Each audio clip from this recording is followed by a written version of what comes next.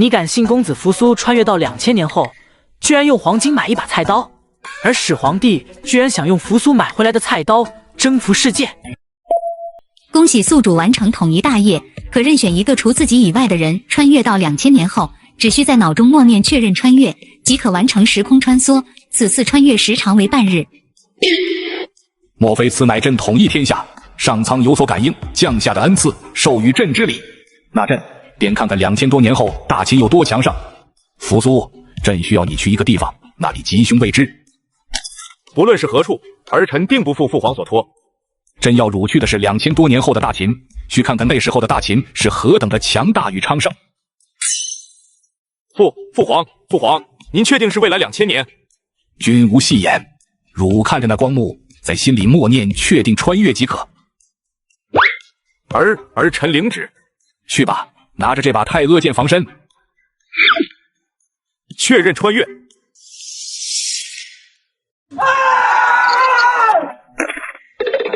快跑！快跑！后面有狼追来了！区狼崽，安敢伤我大秦子民？吾有一剑，海天。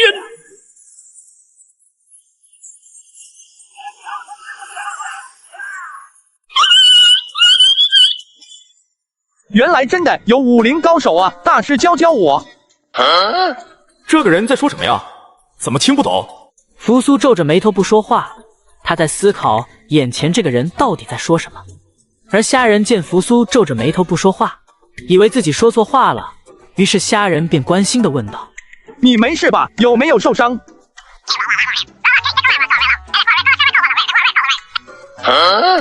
大哥，你会说普通话吗？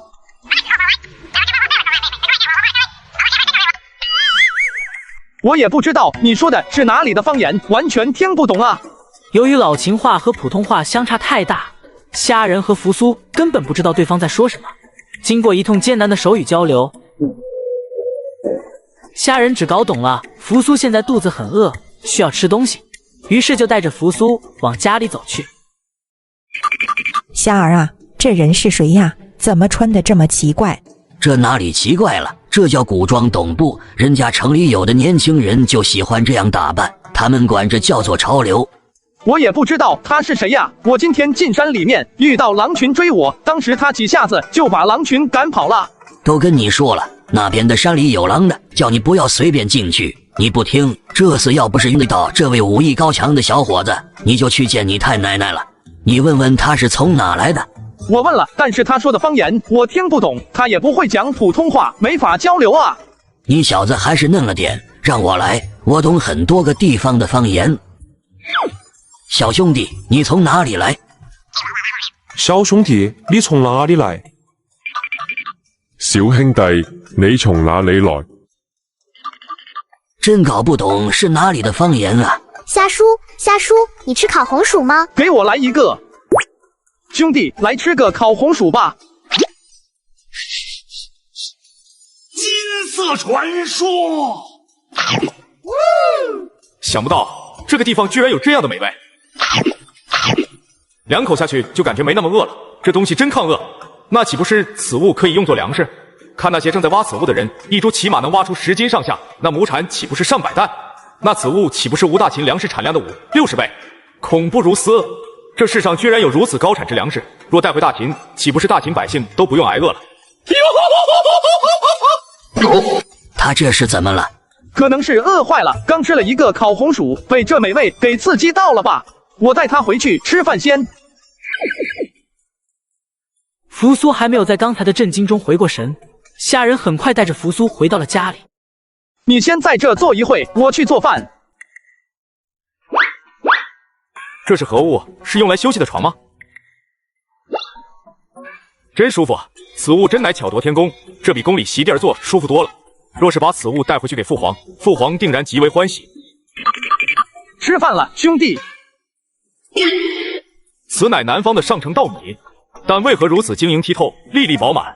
这不是刚才吃的那种作物的叶子吗？原来此作物不仅根茎可以食用，就连叶子也能当蔬菜啊！好吃。这盐的咸味太纯正了，咸阳宫里最好的盐，咸味都会带有点苦涩。这个人怎么回事？吃个饭还一惊一乍的。此乃何物？为何如此亮堂？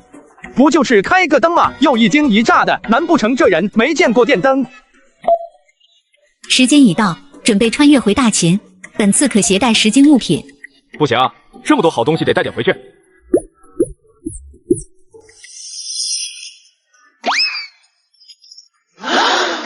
凭空消失，难道这个人是神仙？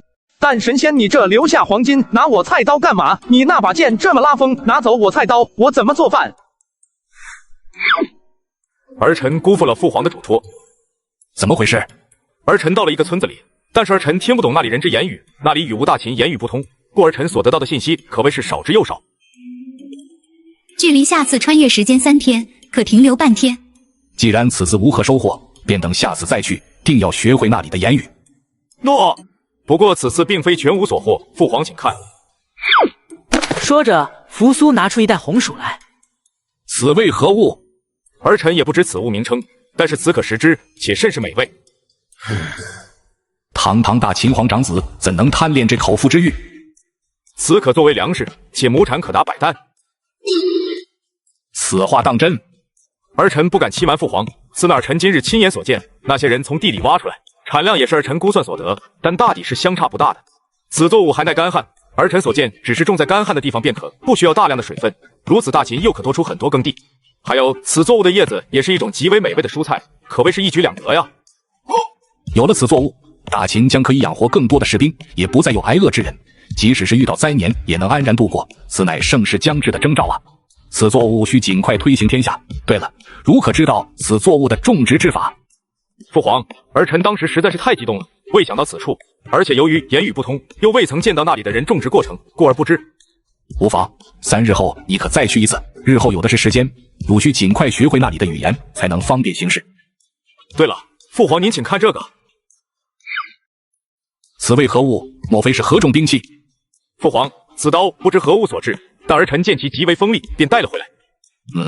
但是汝不能随意拿别人的东西，影响到汝在那里的名声就不好了。儿臣知道，我已经把金银放他家里了，相当于购买的，而且见他只是用来切菜，故猜测应当不是很值钱，那金银想来是够了的。此刀果真锋利无比，堪比神兵利器。你敢信？扶苏穿越回2000年后，买了把菜刀回大秦，竟直接用菜刀砍断了太阿剑。此刀果真锋利无比，堪比神兵利器也。扶苏用太阿剑比拼一番，试试这把神兵如何？诺。善，大善！此刀真乃神兵也，朕日后就用它来征战四方，横扫天下了。父皇，您日后确定要用此刀来当兵器？怎么，有何不妥？父皇，此刀乃是后世之人切菜之刀而已。汝刚才什么都没听到，懂？想不到自己这个父皇，堂堂始皇帝也会耍赖。汝日后要带一把绝世神剑回来给朕，要用跟此刀一样的材质打造的。诺。中车府令何在？陛下，奴婢在。汝把此刀带去给那石府铁关城，让他把此刀融了，打造成一柄短剑。另外，将扶苏带回来的新作物令人煮出声来，朕要尝尝是否真的那么好吃。诺。就在扶苏还在跟始皇帝讲着穿越过去的见闻，很快就有人把煮熟的红薯端了上来。嬴政闻到香味，就迫不及待地把红薯拿起品尝了起来。大善，回味有甘，美味之极。扶苏，后世之人平时都是吃如此好的吃食吗？父皇，并非如此。2000多年后的人们好像并非是以此食物作为主食。此物如此美味，却是为何？父皇，那里的人吃的是南方的稻米。南方水稻啊，朕以为是什么呢？曾经朕也吃过，不怎么好吃。父皇，南方水稻臣也吃过，但后世水稻却大有不同，不知用何种方法种植，每颗稻米晶莹剔透，入口软糯，稻香浓郁，异常美味，比儿臣见过的最上乘的稻米还要好上无数。此话当真？父皇，确实如此。那此水稻产量几何？儿臣未曾见到水稻收获，故而不知。也罢，想必经过2000年的发展，吴大秦必是有了天翻地覆的改变。遥想殷商到如今，才经历了1000多年的历史，很多的事物都发生了极大的变化。父皇所言甚是，殷商到如今，吃穿住行等方方面面都有了极大的改变，作物产量、工具器械、思想文化都得到了极大的发展。嬴政本来认为扶苏只会死学儒家经典，见到扶苏也有这等见识，极为高兴。汝可从历史上得到与朕一样之见解，甚好甚好。2000多年后的大秦，必定也有许多事物得到了极大的发展，就如汝带回来的新作物，那把不知名材料打造的神兵。所以汝必须尽快学会2000多年后的语言，给大秦带回更多好东西，使大秦繁荣昌盛，百姓安居乐业。而臣定当竭尽全力，不负父皇的嘱托与百姓的期待。此事也挺晚了，汝先回去早些歇息吧。诺，儿臣告退。启禀陛下，短剑已铸造完成，请陛下过目。汝之锻造手艺确实非凡，当赏。陛下，臣失职，其实此短剑是失败了的。这不是成功了吗？怎么说是失败了？陛下，此短剑之坚韧程度已不如之前那把刀也，而且还极易生锈。说清楚，怎么回事？臣与匠人们在熔炼陛下的那把刀的时候，发现此刀之材质其实就是铁，但是不知用了何等技艺锻造，使得其坚韧程度比之天外陨铁还要强上3分，还能使之不生锈。但是经过熔炼打造成短剑后，却失去了此些优点。也罢，此事不怪尔等是朕心急了，不过日后等可要多费心思研究铁的冶炼了。诺，臣定不负陛下所托。说实话，臣得知铁居然比起青铜还要优秀之时，也是极为兴奋。还在嬴政痛失菜刀的惋惜中，时间很快又到了第2次穿越的时候。记住，要尽快学会那里的语言文字。诺，儿臣谨记。确认穿越。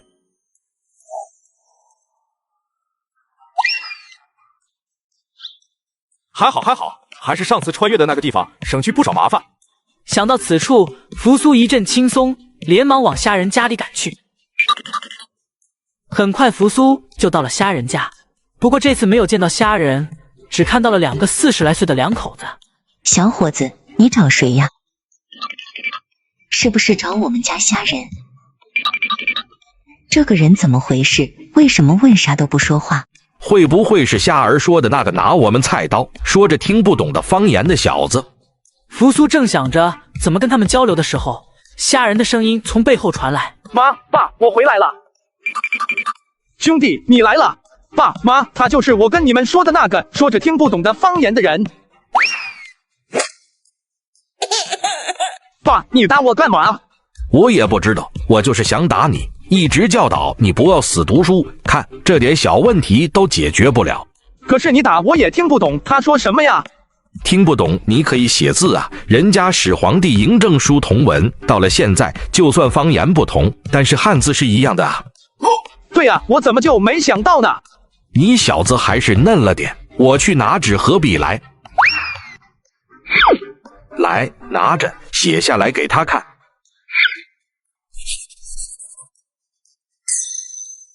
这是何物？如此绵柔洁白。还有，这是笔吗？为何如此奇特？我看不懂汝写的什么。眼前这个男人是大秦公子扶苏，你敢信他现在在21世纪学习汉语拼音？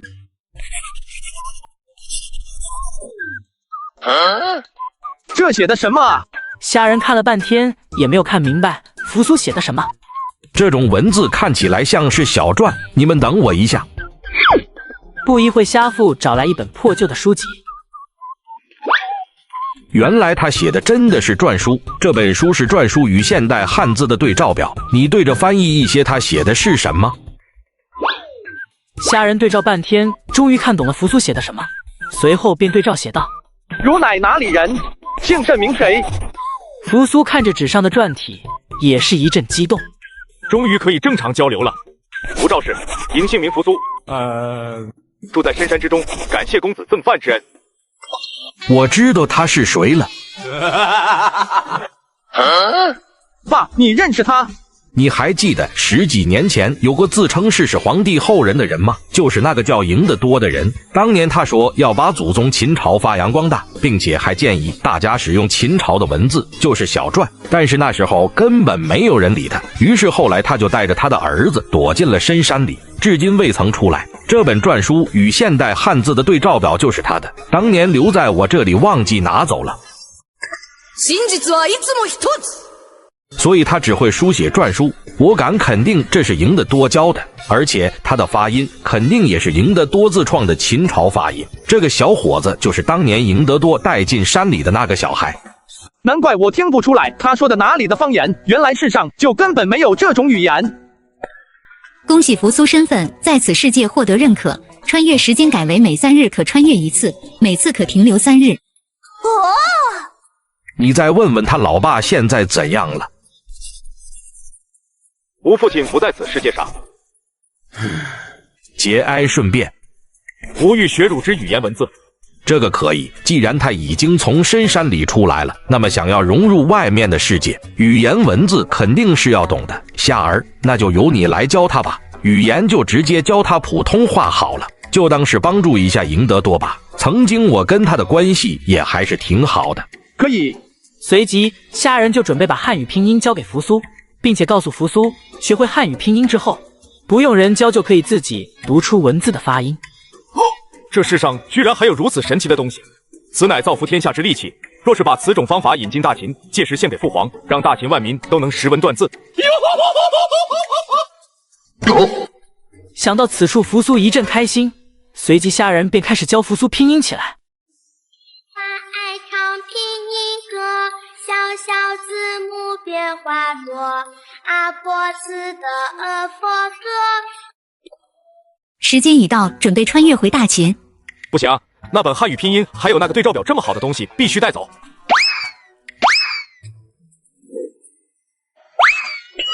又凭空消失，这人真奇怪，留下玉佩就为拿一本汉语拼音。上次拿给我的那块金饼都还没有花完，我都准备还给你。儿臣见过父皇，此次有何收获？父皇，请看这个，此为何物？嬴政看了半天也没看明白是什么，随后扶苏将拼音的作用给嬴政解释听。这种叫拼音的东西居然有此等妙用，如果这个拼音推广开来，那将对大秦起到何等重要的作用，那简直是万千学子的福音啊！父皇，您看，此便是后世的文字与大秦文字的对照表。此文字较为简单一些，但是朕感觉此文字没有了篆书字体的优美，或许是由于隶书便于书写与传播，才沿用到2000多年后，并不断简化吧。等等，这……哇哦！怎么了？父皇，此书写材料比直帛还要好用，如可知此为何物？如何制作？造价几何？父皇，由于儿臣在那里学习之时，那位公子只是很随意的拿来此种书写材料，偶尔还乱写乱画，丝毫不珍惜的样子，故而儿臣未曾注意到此物之重要性。汝日后不要因不起眼而忽视掉某些事物，有可能在那里的人看来非常常见且普通之物，但对于大秦来说，却对大秦起到异常重要的作用，就如此书写材料，真是好东西啊！不，儿臣谨记父皇教诲。有了此书写材料，那么书籍的价格就会降下来，便会有更多人可以读得起书，而且也不用抱着笨重的竹简，此乃利国利民之物。如日后又多了一个任务，便是把此物制造之法带回大秦。诺。嬴政爱不释手地抚摸着书本，忽然他又愣住了，两只眼睛紧紧盯着上面的文字，仿佛发现了新大陆一般，问道：汝观此物还有何发现？扶苏这次思考了很久都没有想出来，便不好意思地说道：儿臣想不到了，请父皇指点。汝再细看。父皇，儿臣知道了。父皇，是文字，您看此上面所书之文字，每个都非常工整，且大小一模一样，就像是每个字都精心设计过的一样，此不可能是有人书写上去的。故儿臣猜测，此文字并非由人来书写，而是有某种工具代替了人的书写，且速度并不慢。汝所猜测与朕无二，所以此种工具制作方法汝也要带回来。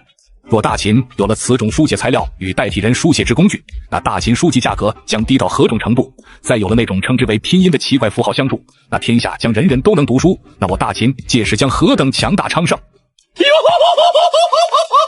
恐怖如斯，恐怖如斯，简直不敢想象。经常穿越的都知道，虾仁都是往古代穿越，而眼前这个男子扶苏却穿越去现代找虾仁教他种土豆。对于大秦推动出同文之策，也有着极其重要的作用。届时还有何人能阻拦朕之不法乎？此些事，汝先不要与其他人言之，朕有其他计较。诺，儿臣知晓。今日的吃食真是无味，好想念扶苏上次带回的那种作物，香甜可口。下次一定要让扶苏多带点吃食回来。于是3天后，扶苏又去了一趟现代。这次他除了学习新的拼音之外，带回了10几斤大米跟2袋食盐，还有一些红薯叶。父皇请看，这是那种新式作物红薯之叶、大米以及食盐。原来这种新式作物名叫红薯，可学到种植之法。父皇，儿臣问过了，此红薯需到了天气暖和才能种植，此时正是冬季，所以不急于一时。那汝等到开春之际，定要把这红薯推广种植。诺。这是稻米吗？朕还未曾见过如此上乘之稻米。这稻米汝也要尽快学会种植之法。这是何物？父皇，这是后世之盐。恐怖如斯，后世居然可以把盐制作如雪般白皙细腻，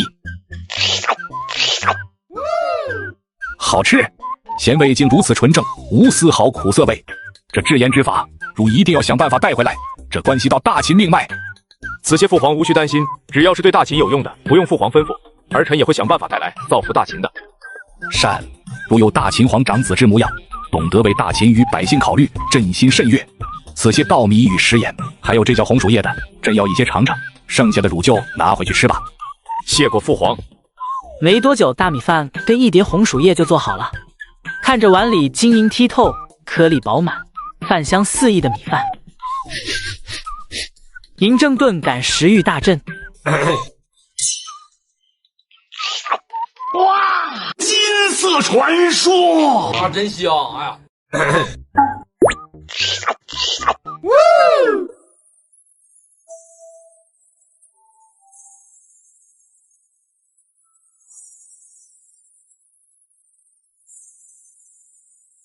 舒服，好久没有如此畅快的用膳了。陛下，此些稻米与蔬菜，还有那如此上等的食盐，是从何处得来的？不该汝知道的，不要打听。诺。之后，扶苏每隔3天就去一趟现代，待上3天。经历了10几天的时间，扶苏完全学会汉语拼音。就在这天，扶苏看见虾仁拿出一堆发芽的金块，都切成一块块的，每块上都留有1、2个芽眼。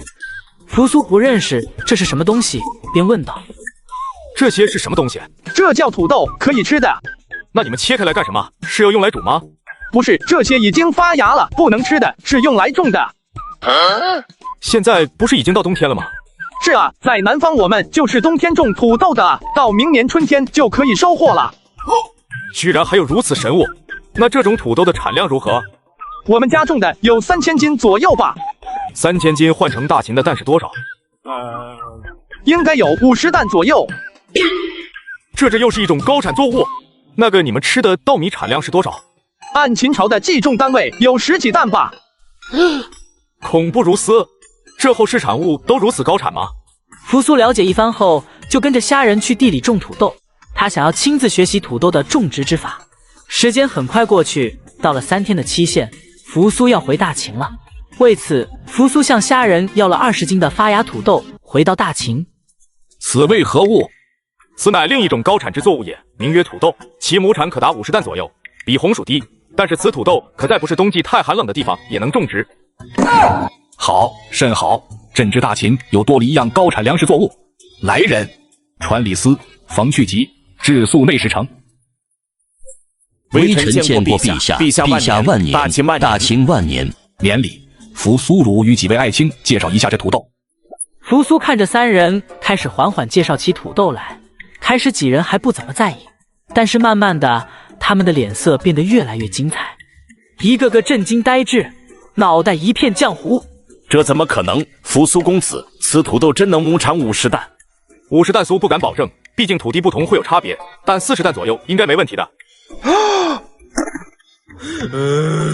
这些年连年征战，如今又有各种政策在实行，真恨不得把1分钱掰成2分来用。如今好了，有上天赐给我大秦此等生物，大秦的国库终于可以充裕起来了。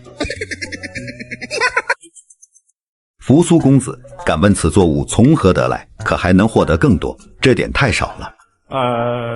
吾是命人从海外得来的，此作物异常难以获得，并无更多了。那这点的话，想要推广至全大秦的时日，怕是有些漫长。内史腾不必为此担忧，此土豆可以每个牙切出1小块种植，然后循环往复，用不了多久就可以推广至全大秦了。好，甚好，如此那便用不了多少时日，便可全面推广。吾回去就马上让人种植，并日夜照料。此事便由内史腾负责吧。不过先不要对外声张，等可以推广后再公布，以防有小人从中作梗。注意看，眼前这个男子叫小帅。不好意思，拿错剧本了。注意，眼前这个男子叫扶苏，在没穿越之前，他还没有穿越；而在穿越现代之后，他居然在学造纸术。书接上回，内史腾越获得土豆和种植之法后，就满心欢喜的把土豆培育种植起来了。而扶苏在学会普通话后，就跟着虾人开始出去长世面，来到了村里的一个作坊里。这个作坊是干什么的？这是村里的造纸工坊。什么？这下大秦再也不用竹简了。这家伙脑子秀逗了。一听到是造纸工坊，扶苏直接激动地拿出纸笔来，从头到尾一边观察着纸张的制作流程，一边认真地记录着。要是我家那小子也能像扶苏这么好学就好了。要我说，不好好学习就揍他，我就是这样的。被揍了几顿后，妈妈再也不担心他的学习了。你可拉倒吧，我家的吊起来打了3天，至今下落不明。总算记录完了。小友，我看你骨骼惊奇，是万中无一的奇才，来，这个拿上。附界和平的重任就交给你了。扶苏接过册子，翻开看了起来，突然猛然醒悟过来，这是老师傅对自己的教导，谢过老师傅指导。不用这么客气，小友，你与我有缘。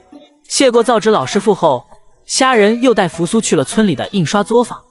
临走的时候，扶苏又把印刷术全部记录了下来，随后就迫不及待地回到大秦，就开始把造纸术和印刷术翻译成大秦文字。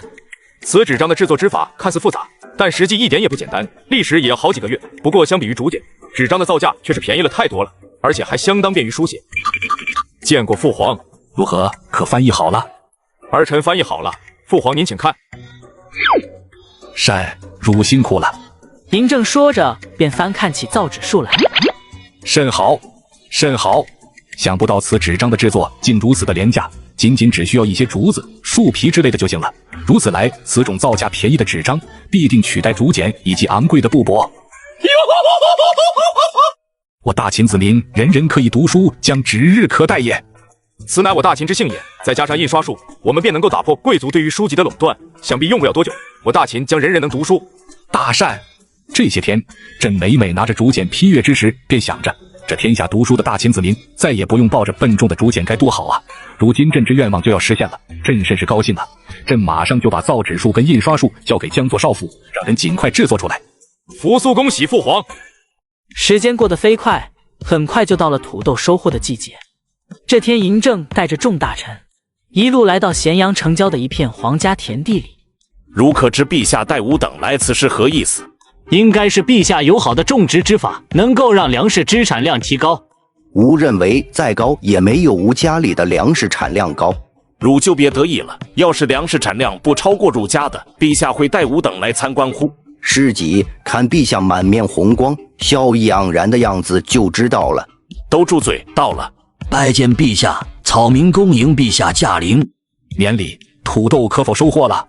启禀陛下，土豆已然成熟，可以收获了。快让朕瞧瞧。老农小心翼翼地挖开一株土豆，顿时露出一颗颗拳头大的土豆来。看到如此丰收，嬴政此时已经按耐不住了，在众人都没有回过神来的时候，直接扑向了这一小片土豆地，亲自动手挖了起来。陛下，此为何物？难道是粮食？此作物名曰土豆，可作为粮食。听到李斯的解释，原先不知道土豆为何物的人均是神色一颤，满脸震惊地看向这一小片地里的土豆，随后便是狂喜，也纷纷神情亢奋地扑向地里，亲自动手挖了起来。祥瑞啊，天佑大秦！都说陛下残暴，我看不然，连老农我的活陛下都抢。才一会时间，在众人的努力下，这小片地里的土豆就全部挖了出来。启禀陛下，此土豆之产量计算出来了，可达亩产60担。恭喜陛下，贺喜陛下！有了此神物，大秦百姓再也不用挨饿了。恭喜陛下，贺喜陛下！大秦万年！善，大善！此土豆要尽快推广至全大秦，令此次参与种植土豆之人当重赏。谢陛下隆恩，大秦万年！年里，众位种植推广之人皆是有功之臣，朕不会忘记尔等功劳。说话间，扶苏又拿一样新式作物出来。内史腾大人，此为红薯藤。扶苏公子，敢问红薯藤为何物？红薯藤可以种出红薯，此红薯便是另一种粮食作物，其产量乃是土豆的1倍左右。扶苏公子此话当真？此物居然比之土豆产量还要高出1倍，臣的心脏有点承受不住了。苏不敢有所欺瞒。那扶苏公子，此红薯该如何种植？不由种子种植，而是由其藤蔓种植。红薯可由种子种植，也可由其藤蔓种植，还可用红薯种植。相比之下，藤蔓种植属于较为方便，效果较好之法。此红薯之藤蔓生长极快，而种植只需1小节红薯藤便可长成一大株。扶苏公子的意思是说，吾可以不断从长大的藤蔓中截取来种植。如此的话，用不了多少时日便能推行至全大秦。想必明年大秦百姓便可不用为过冬粮食发愁了。征姐，接下来就有劳内史腾了，希望红薯也能够早日推广至全大秦。吾必定竭尽全力，公子与陛下就放心交给。注意，眼前这个男子叫扶苏，在大秦种植土豆丰收之后，又安排红薯种植，就紧接着穿越来到现代学习秦汉历史。扶苏，你有身份证吗？身份证是什么？就是证明你身份的东西。有啊，你们管摇牌叫做什么身份证吗？不是古代的那个腰牌，你该不会还没有登记户口吧？我在大秦已经入户了呀。不是你说的那个大秦户口，看来你以前那个山里还没有人口普查。过几天我带你去办一个身份证，现在出行可少不了那个。等以后你办好了身份证，我带你去城里长长见识。谢过侠兄，不过侠兄，这个人口普查出现在大秦有多少人口了？应该有14亿了吧？什么？多少？怎么了？14亿呀？或许还有多。恐怖如斯，想不到我大秦已经发展到如此恐怖的地步。扶苏，现在我们的国家叫夏国，以后去城里可别一直在说大秦了，我怕不知道的人把你当傻子。胡扯！难道现在不是大秦吗？你肯定是以为现在是大秦，这应该是你老爸赢得多跟你说的。我告诉你，现在是夏国，大秦早在2000多年前就没了。不可能，不可能，大秦不会亡的。扶苏，我知道你不信，但是呢，这就是事实。那你能跟我说说大秦是怎么灭亡的吗？大秦灭亡呢，有多种说法。第一点就是大秦的统治残暴，频繁的战争，庞大的官僚机构，连续的大兴土木，人民不堪重负，痛苦到了极点。秦始皇死后，便急速走向灭亡。第二点呢，秦朝灭亡的根本是旧贵族思想建立的一个新法治国家后，思想赶不上现实导致的错位矛盾。简单来说，就是秦朝虽然是以商鞅法治立国，但是其国上层思维还是以前的春秋封建思想，所以才会礼遇其他各国诸侯和士大夫，没有在灭国时对其进行彻底的消灭，导致了在秦朝建立后，各国依旧存在复辟的势力。而恰巧秦朝出现了国政权和政局不稳，导致朝堂乱政，最终才引发了起义和秦国灭国。如果没有各国旧势力存在，就算秦朝政局乱政，也不至于灭国。当然也有其他各种说法，但是呢，这些多多少少都会有点关系的，应该是各种因素结合到一起的。那岂不是父皇死后没多久，大秦就灭亡了？那我不是成了亡国之君？我真的有这么差吗？那始皇帝死后是谁接替皇位的？本来呢，皇长子扶苏是最有机会继承皇位的，但是宦官赵高伙同李斯，在始皇帝死后便篡改诏书，立胡亥为第2任皇帝。那扶苏呢？说起扶苏啊，他就是个傻子。我不是说你，我是说秦朝那个扶苏。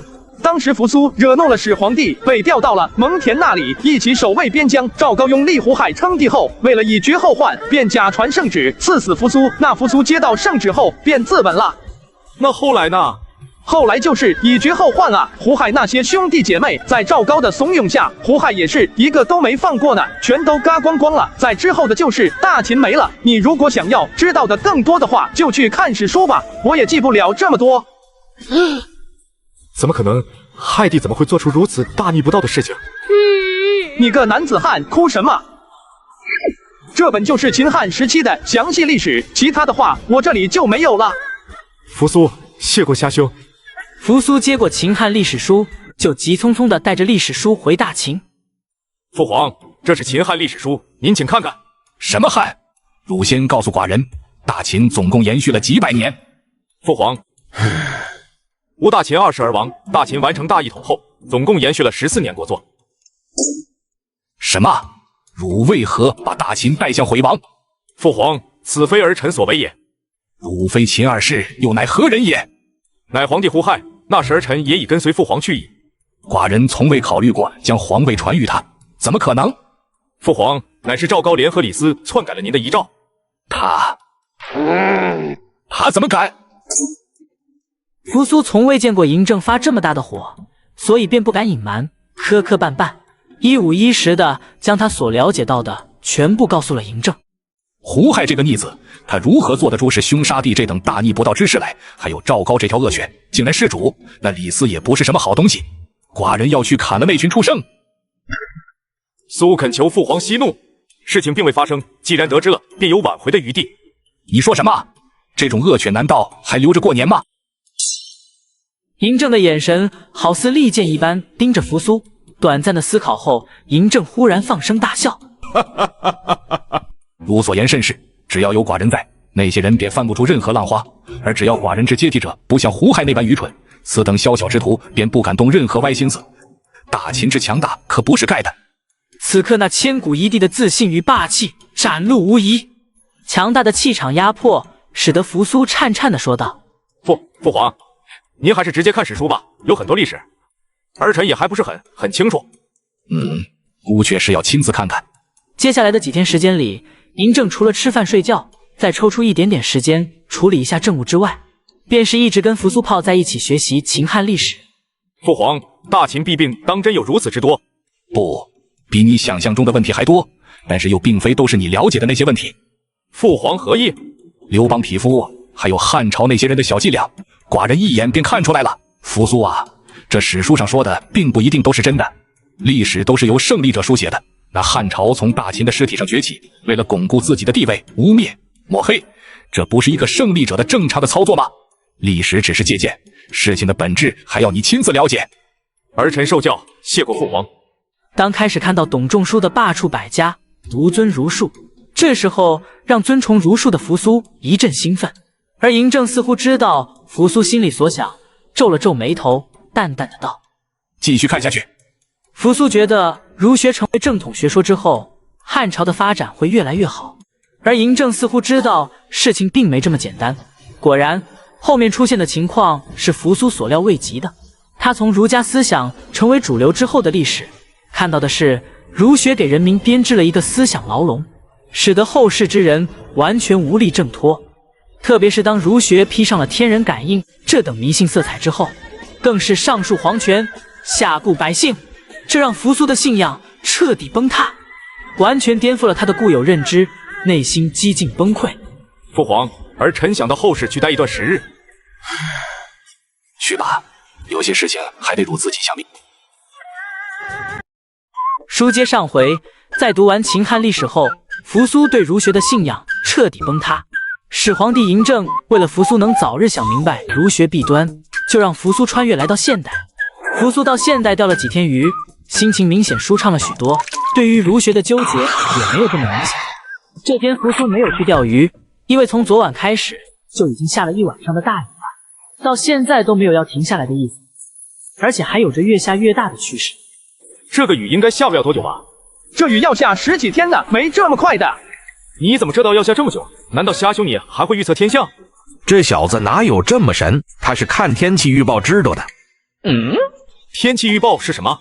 天气预报就是气象站通过对气象环境的检测，采集气象数据，运用计算机建立相应的数学模型，预测未来一段时间的天气情况。恐怖如斯！此天气预报竟能如此精准的预测天气。扶苏，你别听他说的，以后你就知道天气预报是什么了。我们不用知道这些复杂的东西的，我们只要知道什么时候下雨就行了。昨晚都下了一夜的大暴雨了，田里的水稻秧苗长得差不多了，可以插秧了。西，快跑！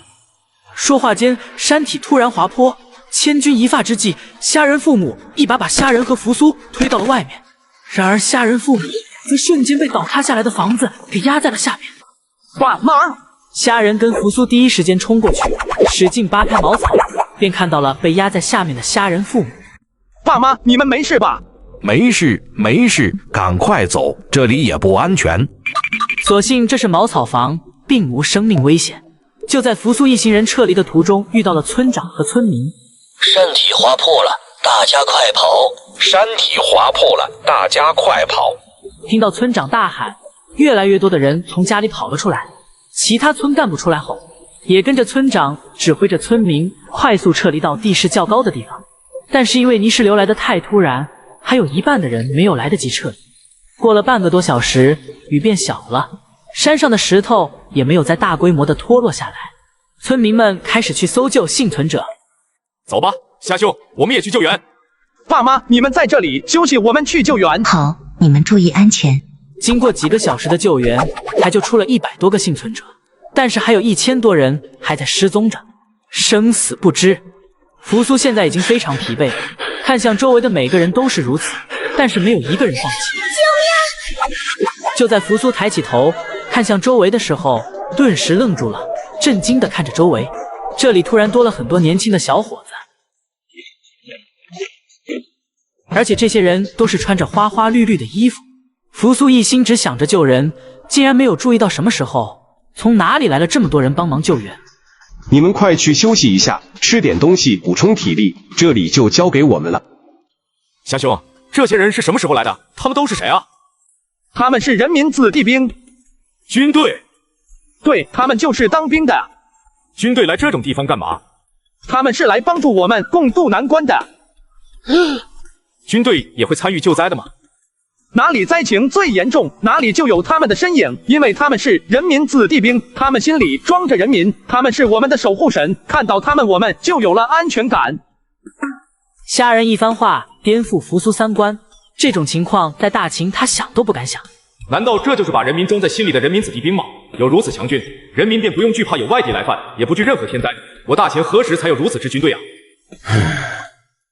你怎么了？没什么，就是这些天看到他们如此帮助我们，实在是太感动了。是啊，我也很感谢他们，因为有了他们，我们才能够自信地说：犯我华夏者，虽远必诛；犯我华夏之民，虽远必救。犯我华夏者，虽远必诛；犯我华夏之民，虽远必救。这是何等强大的国家才能说出此话？要是我大秦也是这般场景，该有多好啊！终于经过了2天2夜的艰苦奋战，终于完成所有的搜救工作。乡亲们，我们村子要迁到外面去了，这里已经不适合居住了，房屋、田地等所有的东西都被毁得差不多了，而且以后还有山体滑坡、泥石流等风险，所以村子全部人迁到大山外面去，今天就走。收拾妥当后，扶苏跟着队伍出发到大山外面去。经过人民子弟兵一路护送，众人安全抵达临时安排的庇护所。虾兄，你会冶炼铁吗？你想学这个？想学。虾兄可以教我吗？那还不简单，上网一搜就来了。此乃何物？这是手机。就这个小小的盒子，它能够知道铁的冶炼吗？以前怎么没见你使用？就这个小盒子真有这么厉害，能够知道铁的冶炼？以前怎么没见虾兄使用？这个因为我们村那里只有2G 网络，网速太慢了，只能打电话。但是现在这里有5G 网络，那速度遥遥领先。以后我带你去买一部，用一段时间后你就懂了。那多谢虾兄，那这铁的冶炼方法先让我抄下来吧。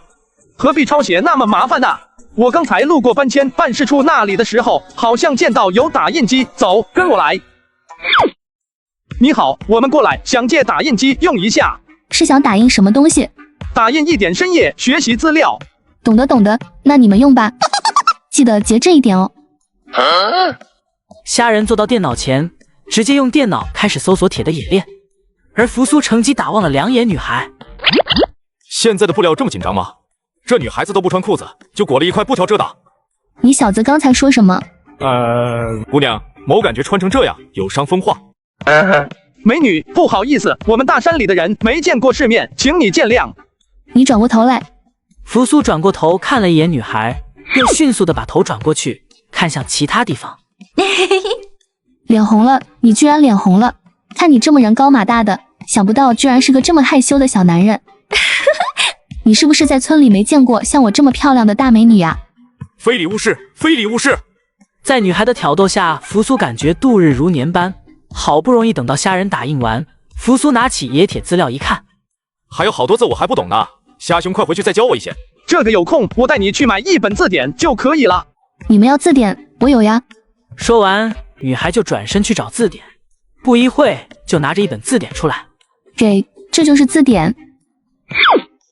扶苏多谢姑娘，请问姑娘这字典多少钱？我给你买。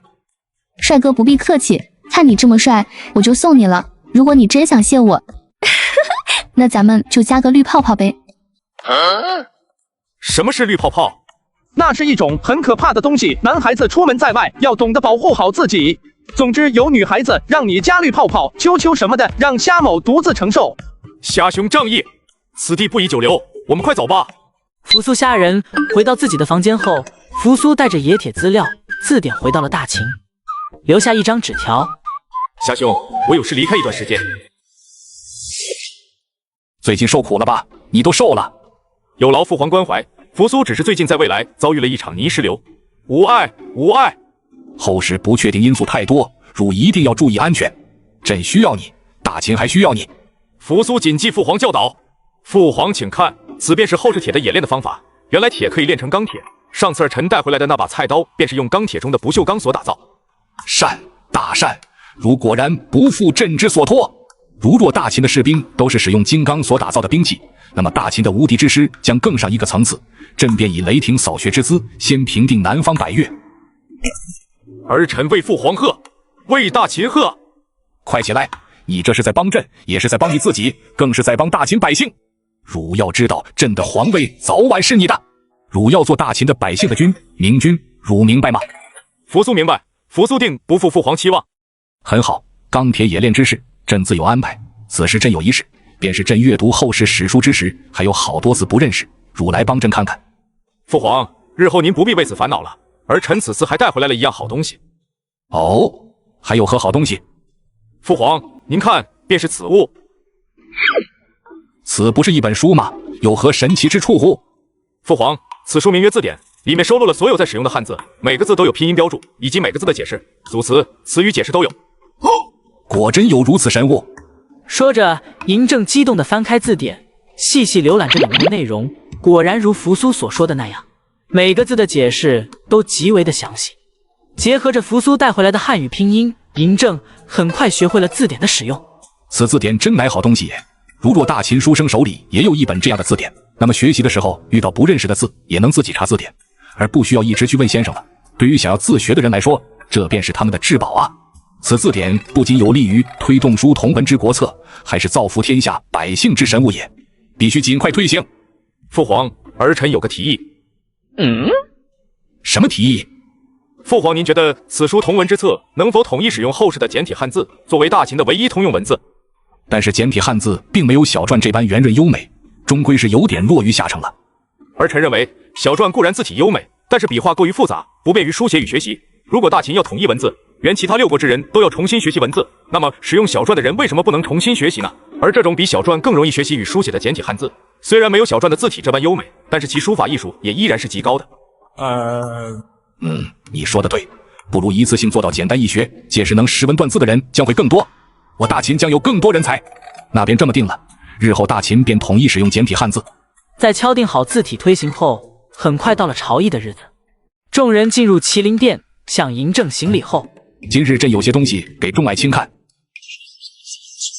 所有人小声议论着，都看向神神秘秘的嬴政，好奇是什么东西。来人，把纸发下去。宦官拿着一叠纸，挨个发了2张到他们手上。众人拿起纸琢磨了起来，看到纸上面的文字的时候，吓了一个机灵。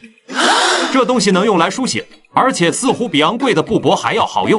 陛下，此物何名？是否是新式书写材料？此名曰纸，属于新的书写材料，可用以代替竹简布帛。此曰纸之物，看起来比布帛还要好用。是极，是极。敢问陛下，此纸造价几何？纸张所用之原料乃是竹子、树皮等物，故而造价不高。恐怖如斯，恐怖如斯！制造纸之原料竟然只是树皮，不敢想象。那岂不是日后大秦人人都能用上如此好用的纸了？吾日后之奏折只有这1、2张纸便解决了，不用再抱着那一卷卷笨重的竹简。诸位请细看，这上面的字似乎不是人为书写。果然细细看来，真不是人为书写，那是何物？居然能书写得如此工整。陛下，此纸张上的字并非人写上去的，对否？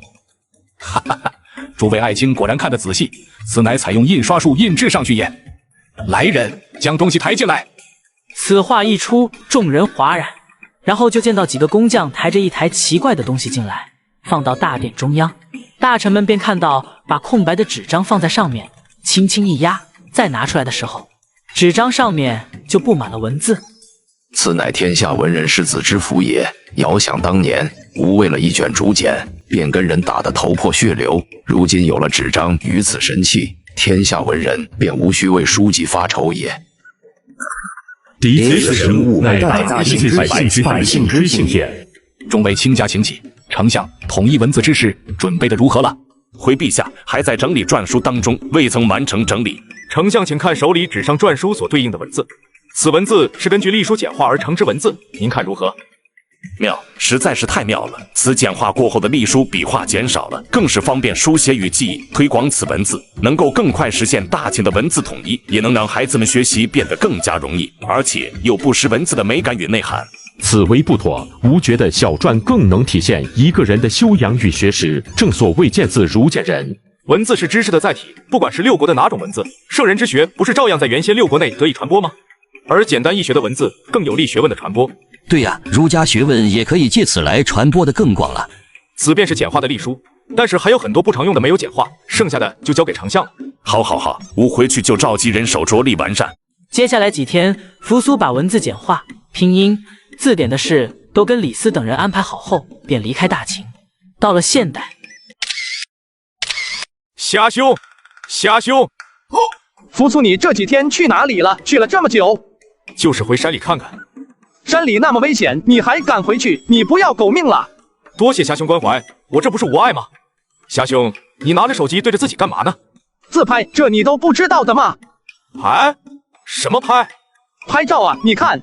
说着，虾人拿出手机，帮扶苏拍了一张照片。此手机真乃仙家之物也，居然可以把自己拍在里面去。虾兄可否把此仙术交给我？这是科技，你小子别老是大惊小怪的。来，我教你。很快，虾人教会了扶苏拍照之后，扶苏就拿着虾人的手机四处乱拍，十分开心。过段时间我带你去买部手机，本来早就打算给你买的，但是我现在没米了。你给我的那块黄金和玉佩因泥石流也不见了，以后我有米了会还给你的。虾兄，不用，你们已经帮了我这么多了。若虾兄再怀疑扶苏定心生愧疚。黄金我倒是还有一些，虾兄你看。这够买手机吗？你怎么还有黄金？哪来的？我父亲每月都会给我一些。怎么样，虾兄够买手机吗？你确定是每月？你老爸哪里来的这么多黄金？这可是硬通货。完了，说漏嘴了。只是我家祖上传了些下来，现在也没多少了。看来你祖上挺阔嘛。买手机够的，你这块金子大概能值个1W左右，不过要换成钱的话有点麻烦，可能要过几天。那就有劳虾兄了，等几天无所谓的。这时有几辆货车开了过来。这是什么怪物？那不是什么怪物，那叫汽车，是用来拉货的。汽车？汽车是什么车？怎会如此巨大？而且也没有马拉着就能跑起来。交给你吓的，你老爸也真是的，从小就把你带进山里去，现在出来了，看什么都大惊小怪的。这些车只需要烧油，不用马拉的，他们是来给我们送生活物资的，这些物资是全国各地捐赠的。其他地方还给我们捐东西？是的，全国各地的都有，一方有难，八方支援，与子同袍，契约无一。一方有难，八方支援，与子同袍，契约无一。这龙国的人民得多团结，多有凝聚力啊！难道这才是真正的太平盛世？日后大秦哪里出现了灾情，赤夏能不能也弄一下捐赠？如此一来，应该能够缓解原先6国故地之民的相互仇视，增进大秦百姓间的团结，提升大秦的凝聚力。走，扶苏，我们也去帮忙卸货。走吧，虾兄。两人向着货车停靠的地方走去，越走近扶苏越发现货车远比自己想象中的要大，而且里面所装载的货物之多是扶苏没有预料到的。此种车辆要是用来运送士兵、粮草辎重，那能少征调多少民夫啊！也可以更快的支援，出其不意，都是使用如此坚硬的铁制作的，如此之多的铁哪来的？还在扶苏神游天外之际，众人忙碌了半个多小时，把货卸完。帅哥，是你们啊？是字典姑娘。什么字典姑娘？感情你就记住字典了，一点不记得我呗。我叫慧慧，记住了，慧慧。原来是慧姑娘，之前也不知道姑娘成火，望姑娘恕罪。打住，你小子说话怎么比我爷爷还要爷爷？对了，大帅哥，你们新的安置点已经定下来，现在已经开工3天了，你们要去看看吗？好啊，慧姑娘，在哪里？远不远？听说有点远的，明天我们俩要走半天才能到。那也不算很远。不是，你俩真打算走着去呀？也就半日路程，不算远。半天的路，你跟我说就。小姐姐，主要我们没车呀。我有电动车，你们会骑吗？我可以借给你们。这个我还真不会。你别看他更不会。走，现在就去。我同事也有车，我叫上他就可以了。你们等我一会。不一会，字典姑娘就带着同事骑着电动车过来了。嘿，那个草帽帅哥，上车，我们出发。扶苏看着前面，字典姑娘的同事载着虾仁一溜烟的跑没影了。别看了，人家都已经跑远了，快上车呀！好，坐好了，我们出发吧。驾！你小子礼貌吗？这是车又不是马。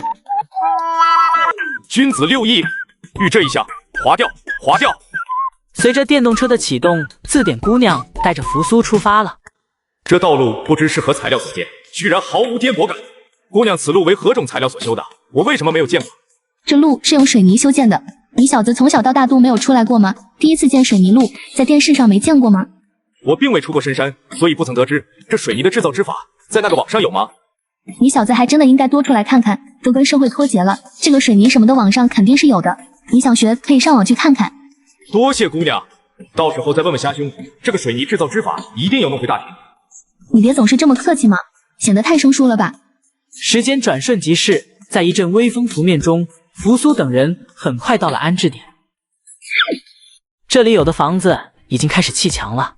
在扶苏看到用水泥建造的安置房后，更加坚定了把水泥制造法带回大秦的想法。一直到傍晚，扶苏几人才准备启程回去。走，帅哥们，我带你们去吃宵夜。姑娘怎可让你破费？走，帅哥们，我带你们去吃宵夜。怎可让姑娘破费？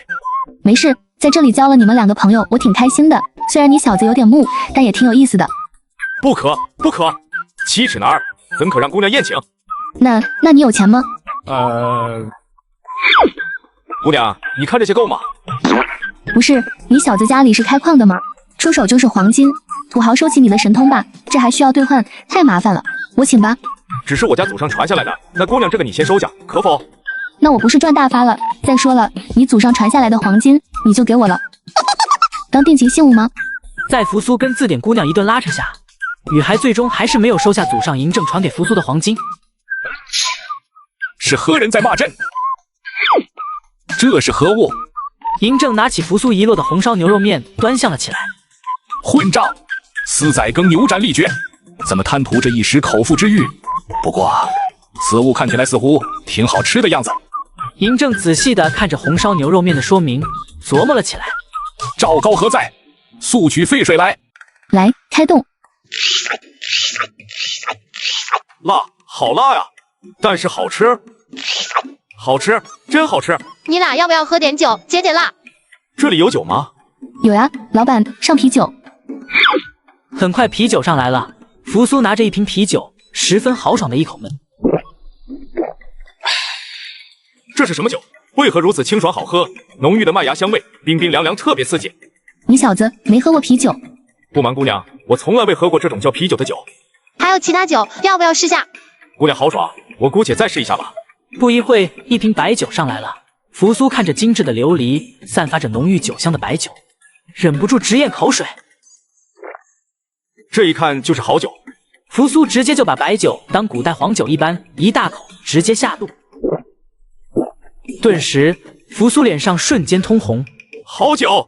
我还未曾喝过如此烈的酒，喝下去的时候，就像有一团火从嘴里一路烧下去。现在我的喉咙还是像被火烧了似的，而且现在腹中更是有一团火在剧烈燃烧，全身暖洋洋的，甚是舒服。姑娘，此为何酒？这叫毛虾。帅哥，别喝这么急，这个酒很烈。他不喝醉，我怎么有机会？小子，再来一点不？不了，这酒如此之烈，我也有点顶不住了。我虽不胜酒力，但是父皇跟将领们肯定非常喜爱。看来这毛虾也要带一瓶回去献给父皇。等等，我为什么要说也要带？对了，上次带回去的泡面还没有给父皇呢，都怪那时候忙着文字拼音的事情给忘了，也不知道父皇会不会泡面。呀！救命呀！突如其来的喊叫声把扶苏的思绪拉回现在，转头看了过去，就见一群人围着一个女孩子欺负，场面十分混乱。真是可恨，男子汉大丈夫，不思报效家国，居然欺负良家少女。今天这事我管定了。想到此处，扶苏直接冲了过去，虾仁也直接跟着扶苏冲了过去，而字典姑娘两人焦急地看着这一幕，赶紧拨打了帽子叔叔的电话。帽子叔叔，快来救人了！这里是……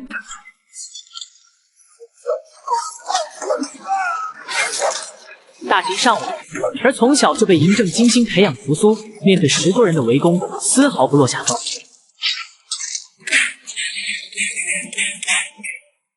短短几分钟，扶苏就放倒了全部小混混。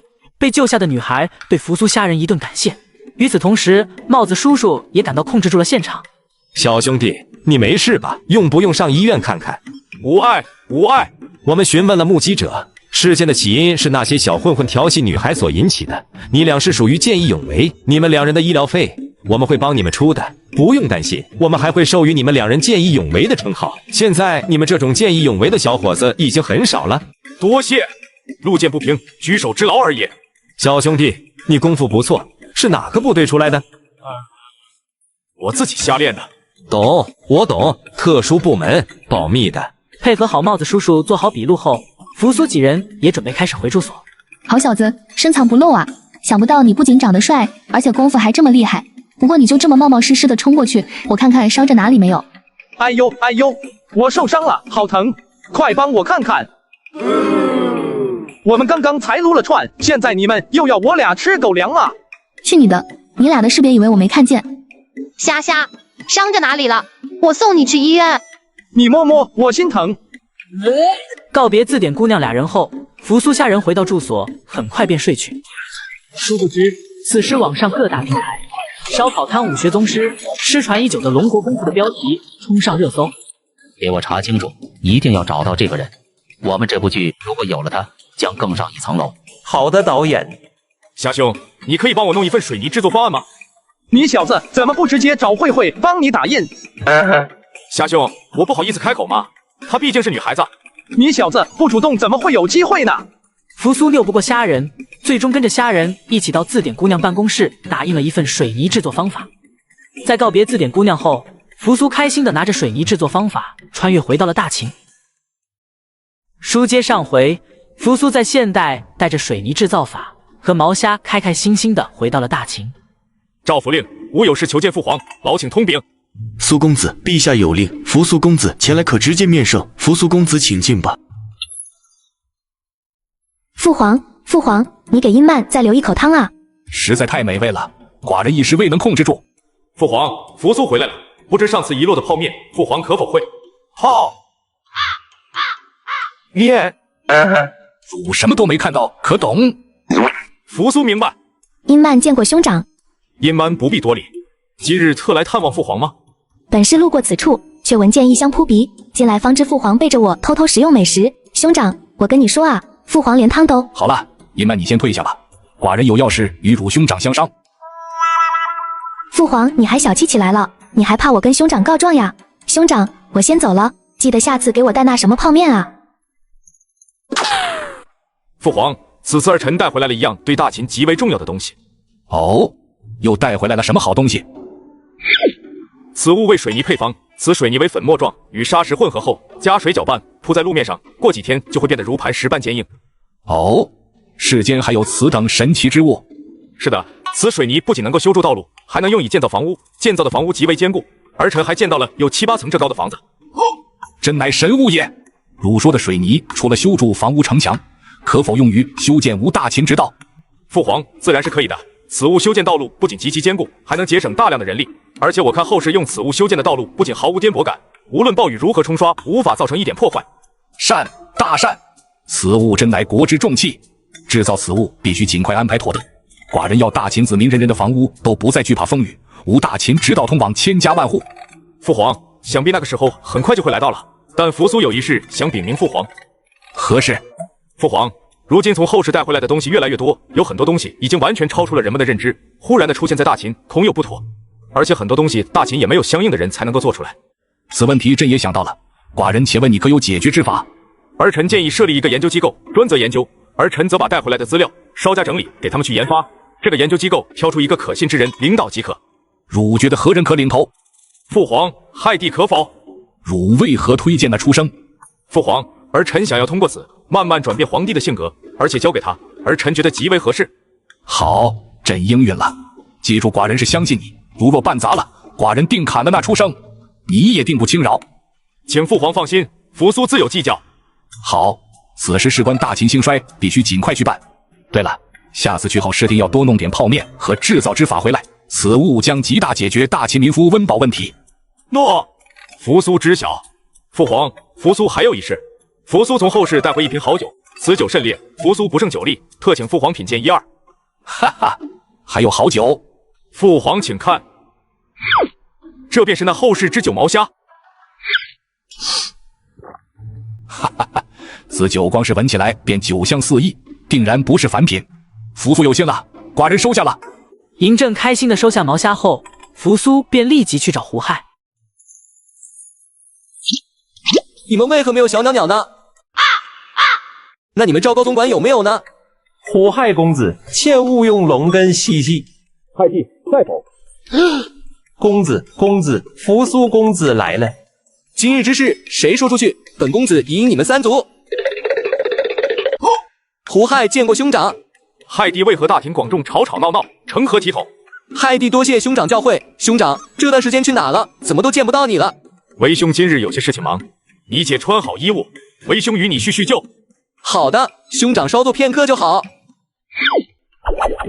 看着眼前的胡亥，扶苏并没有因为在后世的史书上得知他以后会做出的那些事情而对胡亥感到厌恶，因为扶苏已经知道了后面发生的事情，那么他跟嬴政就不会再让同样的事情在这个大秦里发生。所以扶苏要把胡亥拉回到正轨上，若是真除掉胡亥，扶苏还是有些于心不忍。兄长如今在为何事忙碌？扶苏准备针对胡亥喜欢炫耀而且虚荣心极强的心理下手，于是便说道：哎，别说了，为兄正心烦呢。扶苏这么说，胡亥更是好奇，兄长为何是心烦啊？亥可否帮兄长忙？吾听闻父皇要在大秦修筑池道，但是所耗民力甚巨，而且池道还需要经常维护，特别的消耗国力。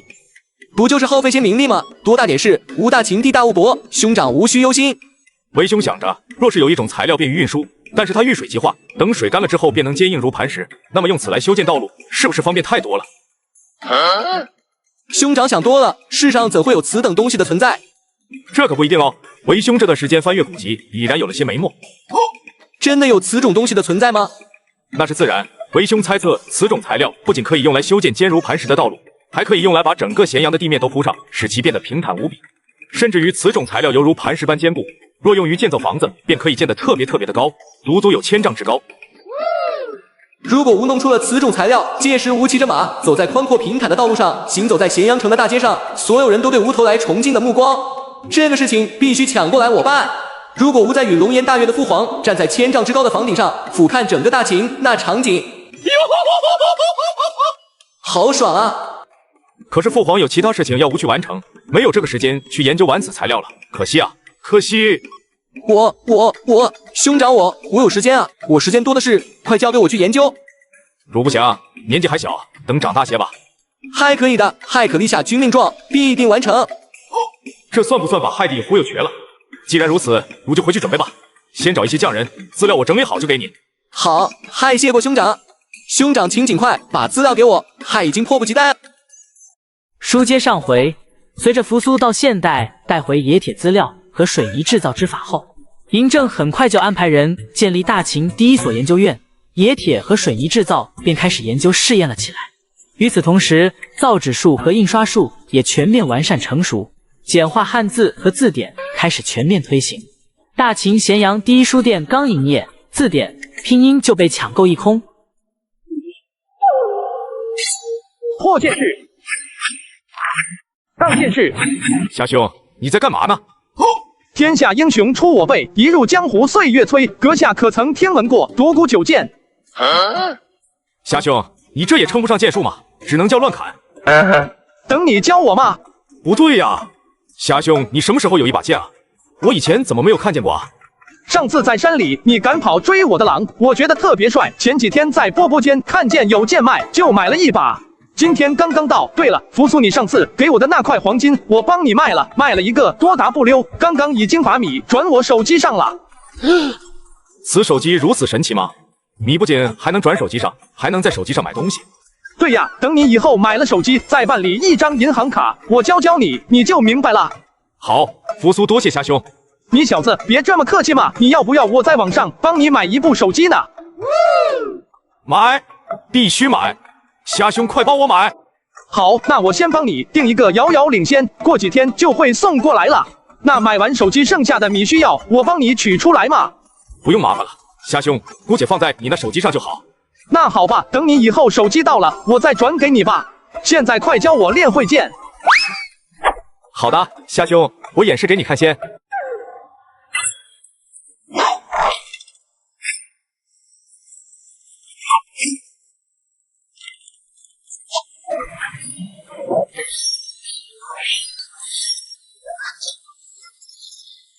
小兄弟好武艺，阁下谬赞了，在下略懂一些皮毛罢了。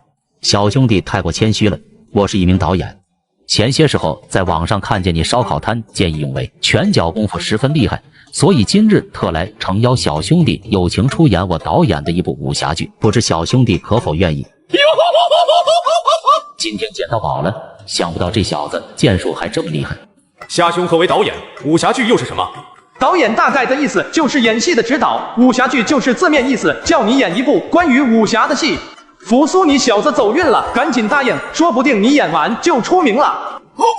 扶苏明白了，那就是当灵优的意思。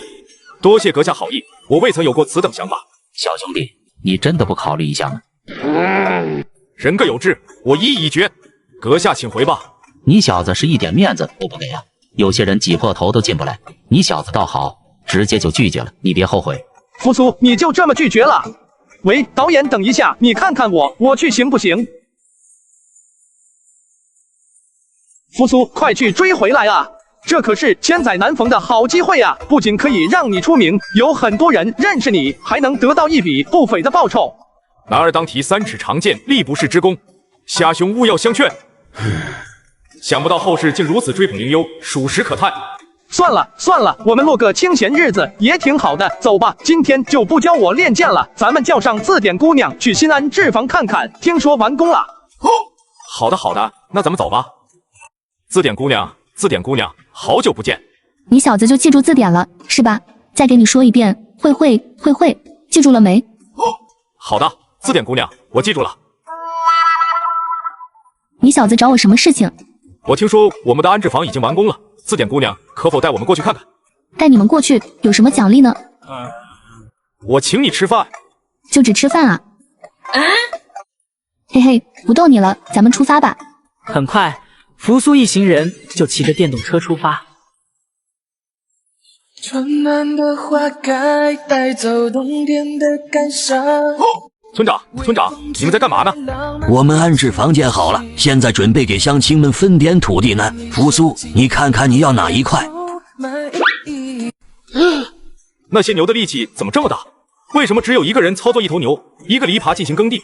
而且这牛行进的速度好快啊！这种犁不仅看起来牛拉的毫不费力，而且人操作也极为的灵活，深耕浅耕都能控制，转弯的时候也轻松方便。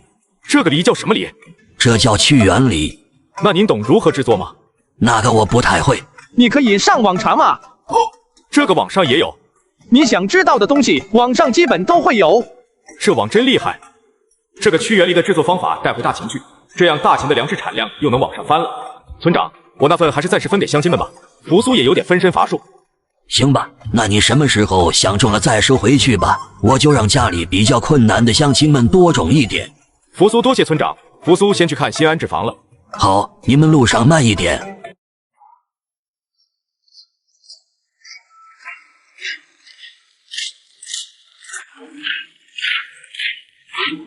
开始吧，让朕与满朝公卿看看新式武器的威力。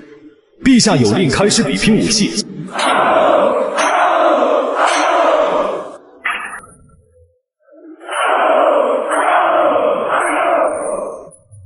只见场上手持青铜大刀的士兵，他们手中的青铜大刀一把一把的接连断成2截。哈哈，果真乃神兵利器也！恭喜陛下得此神器，要是此神兵利器早出现10年，吾大秦之士兵将少死伤不知多少人。他们在天之灵能看到如此场景，应当会非常欣慰吧？是啊，为了如今大秦的一统，多少大秦的士兵战死沙场，马革裹尸。如今大秦已经掌握了钢铁的冶炼之法，寡人会让出征的大军都装备上此种强大的神兵利刃，这样就能大大减少大秦士兵的伤亡了。每一个士兵都是大秦的宝贵财富，寡人不会让他们轻易去送死的。陛下英明，陛下得此神器，可否开始征伐百越与匈奴？等军队换上新式武器后，就先平定百越。若依扶苏所言，在百越地区种植水稻，可以1年2熟，甚至更难的方向还能1年3熟。那大秦人民生活可以再大大提升一个档次。百越之地必先图之。陛下，如今土豆与红薯正在推广，到明年丰收之时，届时国库也充裕，故臣建议等到明年丰收后再行征伐南方百越。臣附议。臣附议。也罢，等到新式武器换装完毕，粮草充裕，再行出兵。帅哥们，到达目的地，走，我们进去看看吧。这安置房修的好气派啊！现在不是有汽车吗？为什么还要用马拉东西呢？有些汽车无法到达的地方，人工搬运比较困难，所以有时候会用马拉一下。这马怎么跟大秦的有点不一样啊？马匹上的架子又是何物呢？若人坐上去，是否会更稳妥呢？虾兄，那马匹上面的架子是什么呢？那叫马鞍和马凳。你小子就对马感兴趣呗？谁知道他脑袋里一天在想啥呢？姑娘误会了，在下只是好奇罢了。这个马鞍马凳下次一定要去网上看看是什么作用，说不定对我大秦骑兵有极大的作用。我们还是去选房间吧。很快，扶苏在字典姑娘的陪同下，选了一间比较清静的房间。扶苏，你手机到了。扶苏，你手机到了。太好了，我拥有手机了。瞧把你高兴的，来，我教教你怎么使用。很快，在虾人的教导下，扶苏学会了手机一些基本功能。剩下的就你自己慢慢琢磨了。好，谢过虾兄。虾兄，还可以帮我一个忙吗？别这么客气嘛，有什么事你说就是。虾兄，可否再帮扶苏换一点钱财？你打算买什么呢？上次偶然看到我们的窗户上面都装上了琉璃，扶苏想买一些自己研究一下。那叫玻璃，不值钱，你买这个干嘛呢？你家玻璃坏了吗？琉璃不应该很贵吗？那是沙子炼制的，你好奇的话可以上网去看看。那怎么上网呢？你点开浏览器，然后……原来是这样，这个叫度娘的真的了不起，什么都知道。接下来的时间里，扶苏一直在网上研究玻璃制作、屈原犁、马镫等物的制造之法。如今钢铁冶炼已经成功，寡人会立刻安排人进行屈原犁打造推广，如此神物将极大解决大秦耕地问题。至于马镫、马鞍、马蹄铁此3样东西，制作简单，便先行保密。寡人会命人秘密打造，等征伐匈奴时再拿出来给他们个惊喜。汝先去看看胡亥那边的水泥制造的如何了。至于琉璃之事，先把水泥弄好再推进吧。诺，儿臣遵命。永江见过扶苏公子。原来是马兄，幸会幸会。公子这是要去哪？吾只是闲逛，看看咸阳的繁华。是啊，如今咸阳聚集了天下贵族豪商，可谓是繁华无比啊。听马兄话语中有些许落寞之意，这是为何？如今咸阳的商人越来越多，竞争也就越来越大了，生意不好做啊。现代如此繁华，除了国家强大，百姓安居乐业之外，商业也极其发达。那么想要大秦也繁荣起来，是不是也可以稍微借助商人的力量？不过这个要谨慎，毕竟商人重礼，容易出现不可掌控的情况。那从现代带回来的有些东西，便可以找一些商人去做，做出一个榜样，其他人见到有利可图，便会纷纷效仿。或许这个人可以利用起来。马兄，过段时间聚一聚，吾有些合作想跟马兄聊一聊。公子相邀，岂敢不应？有任何吩咐，公子尽管开口。这可是大秦皇长子啊，多少人想巴结都巴结不上，更何况是我这种小商人。好，到时候吾会派人去通知你。扶苏公子，胡亥公子有请我。亥帝在否？兄长，你可算回来了。亥帝为何几日不见，晒如此之黑？近日忙于研究水泥制造了，故而有些黑。兄长，吾把那水泥给烧制出来了。兄长，你是不知道，这水泥可神奇了。亥帝真了不起，不过这水泥烧制成功了，如可曾告知父皇，让父皇也高兴高兴。那肯定了，吾昨日就进宫跟父皇说了，还在水泥工房前铺了一小段水泥路，过几日等水泥凝固后，便可以带父皇去参观了。皇帝想的可真周到，过几日记得通知为兄一起去看看。好的，兄长，亥定通知于你。时间很快过去，到了参观水泥的日子，众人跟着胡亥来到研究院里面的一片空地上。父皇请看，此便是水泥，此水泥为粉末状，但是加上沙石与水混合搅拌后，过几天便变成如磐石般坚硬。此便是由水泥铺成的道路。哈哈哈，善，果真坚如磐石。此水泥真乃神物也。此水泥如若用来修筑防御工事，那必定是无人能破也。是急，而且用此水泥来修建道路，不仅平坦方便，也省去了日后维修之事。胡亥公子果真不愧是陛下之血脉，当真不凡。低调。如若用此水泥修筑城墙，敌人想要攻破就难了。吴大秦的将士与百姓也不用惧怕外敌来犯也。武成后所言极是，如若全国的驰道都是用此水泥修建，那么大军支援的速度将比如今快上几倍也，而且运送粮草之损耗也会大大降低。如果全国都是这种方便快捷的道路，那么对于灾情、叛乱、大秦对各地的控制、政令传达等的效率都能提高好几个档次，可谓是利国利民也。诸位臣工所言皆有道理，诸位可整理一项方案，届时再进行一一完善。如今研究院对于大秦格外重要，所以对于这里的各个方面都必须异常用心。黑兵台听令，凡有与研究院有过接触的人，暗中调查其背景，近期又与哪些人接触等，若有泄密者，斩。诺。父皇，此水泥除了可以用于修建城墙、道路之外，还可用于修建水库、堤坝、房子等。但是如今的水泥强度还不够，需要在水泥浇筑的过程中加入钢筋，这样水泥的强度会得到非常大的提升。故而臣提议开放钢铁的冶炼技术。如果开放了钢铁的冶炼技术，那么敌人也会学到，而且镇钢不久，收缴天下之兵，也是为了防止国内生乱。此时开放钢铁冶炼技术，这对于大秦是不利的。父皇，我们只是向忠心于大秦之人开放，而且只是把普通的冶炼技术给他们，满足日常工具制作就可以了。至于用来打造兵器的优质钢铁冶炼技术，那肯定是要保密的。而且建筑用的钢筋、各种铁制农具等铁制品都需要大量的铁，有了这些东西，大秦的发展速度才能更加快速。故而臣认为，适当的开放不是特别好的钢铁冶炼技术，利大于弊。研究院只负责研发任务，至于制造便采用授权的方式交给其他人去做。不过想要拿到研究院的授权，就得向研究署支付相应的费用，如此还可减轻国库压力。寡人允了，下去整理好方案，提交上来再做细节优化。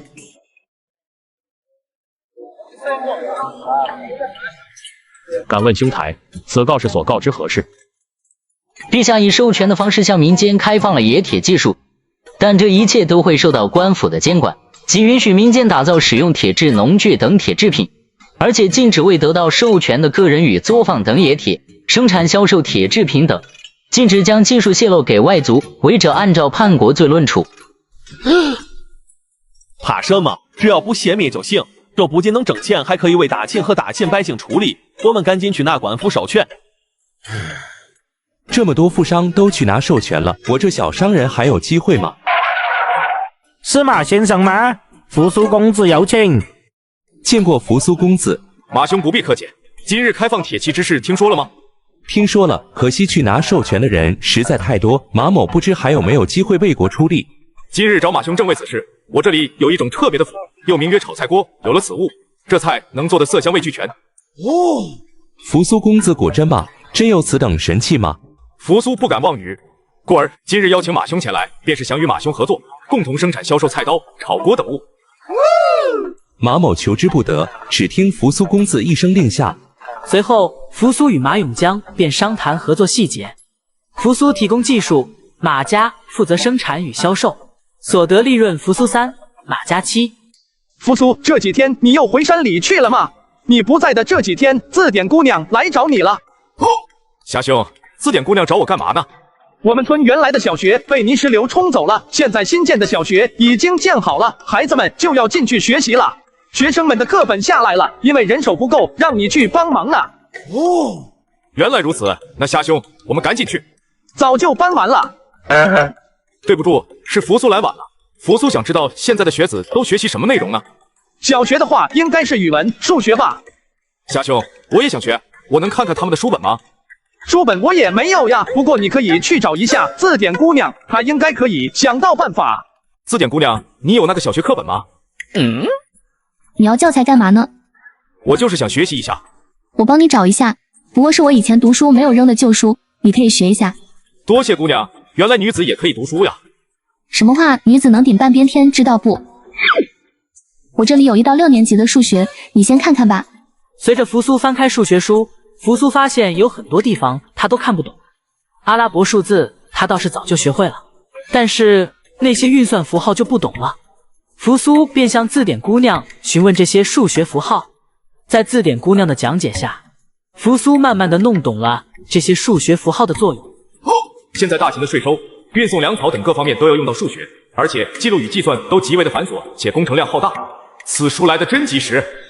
今天就先教你在这里吧，遇到不懂的可以上网去查一下，等周末我有空，你也可以过来问我。扶苏谢过恩师。我的小祖宗，打住打住，你还是叫我字典姑娘吧。那个99乘法口诀很重要，一定要背下来。好的，姑娘，扶苏记住了。时间很快过去，在字典姑娘和网络的帮助下，扶苏现在已经基本掌握了初高中数学知识。多谢姑娘，这个叫数学的，扶苏已经学得差不多了。你居然学这么快，数学我也只能教你这么多了，大学的我也不懂了。我这里还有我以前读书留下的历史、生物、化学和物理课本，你拿回去看看吧。不懂的再问我吧。扶苏多谢姑娘。如今大秦已经有了红薯、土豆这2种高产的农作物，比起艰难的时候还要吃树皮、树叶、树根、野草、野果等要强，但是也就能让百姓们多了一条生存保障而已。刚开始我还不知道，原来这2种作物虽然可以用来当做主食，但是不搭配其他食物的话，长期食用对人的身体很不好。我虽然已经把水稻以及各种蔬菜瓜果等农作物的种子找机会带了回去，但是听说现在的村长他们种植的都是发下来的那种高产的种子，以前在山里面的那些产量比较低的。那么想要提高大秦作物产量的话，就先学习生物吧，好像这个对这方面有用。想到此处，扶苏便翻找着生物书，翻着翻着，忽然几本历史书映入了他的眼帘。要不我先看看历史书，之前只是看了秦汉的历史，对于汉朝之后的历史，这差不多1年的时间里，我都因为各种事耽误了，没有去了解。于是扶苏就拿起历史书看了起来。随着扶苏不断深入的看历史书，扶苏的表情变得越来越丰富多彩，喜、怒、哀、乐等表情不断的在扶苏的脸上变换着，又很快冰冷到了极点。立即就拿出手机买了一份超大超详细的世界地图，便带着地图和历史书回到了大秦。这是地图吗？是的，这是后世的地图，也就是我们这个世界的地图。父皇您看，这便是我大秦的位置。以前是寡人目光短浅了，这些上面的所有土地都需要划入大秦版图，吾大秦太小了。父皇，您还是先看一下后世的史书吧。父皇，您还是先看一下后世的史书吧。哈哈，那寡人倒要看看这2000年的历史里发生了什么有趣的事。嬴政接过历史书便看了起来。混账！这个地方没有存在的必要了，速让王翦过来。王翦参见陛下。爱卿免礼，寡人有一件十分重要的事情交给你去做，此事极为重要，但请陛下吩咐，王翦定不惧粉身碎骨。随我来。爱卿请看，这是什么地图？为何如此巨大？此物乃是世界地图，汝先且看。吴大秦往东有一岛，名曰蓬莱。汝先派出斥候打探该岛情况，再令人造好楼船，举兵攻之。所到之处一个不留，记住，寡人要一个不留。陛下如此弹丸小国，何以兴师动众？寡人告诉你，此岛之人与吴炎黄子孙背负血海深仇。寡人不管你用什么办法，汝且记住，此岛已经没有存在的必要了。王翦这就下去安排此事。父皇，如今大秦发展迅速，急缺人才，您看韩信、张良等人是不是？他们那些人，寡人还有其他用处，而且这些人只是能读得起书的几个顶尖的而已。但大秦的底层百姓就没有聪慧绝伦的了吗？比那一小部分人多如此多的基础下，肯定有更多出类拔萃的人才，只是被埋没了而已。所以汝现在的任务是学更多的知识，再传授给更多的百姓，让吴大秦人人可以识文断字，把更多的人才发掘出来。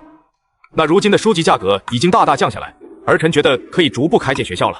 扶苏提议不错，寡人允了。开建学校后必须再把出色的人才发掘出来，而且这批人不能只学习现有的知识，最主要的是学习后世那些先进的知识。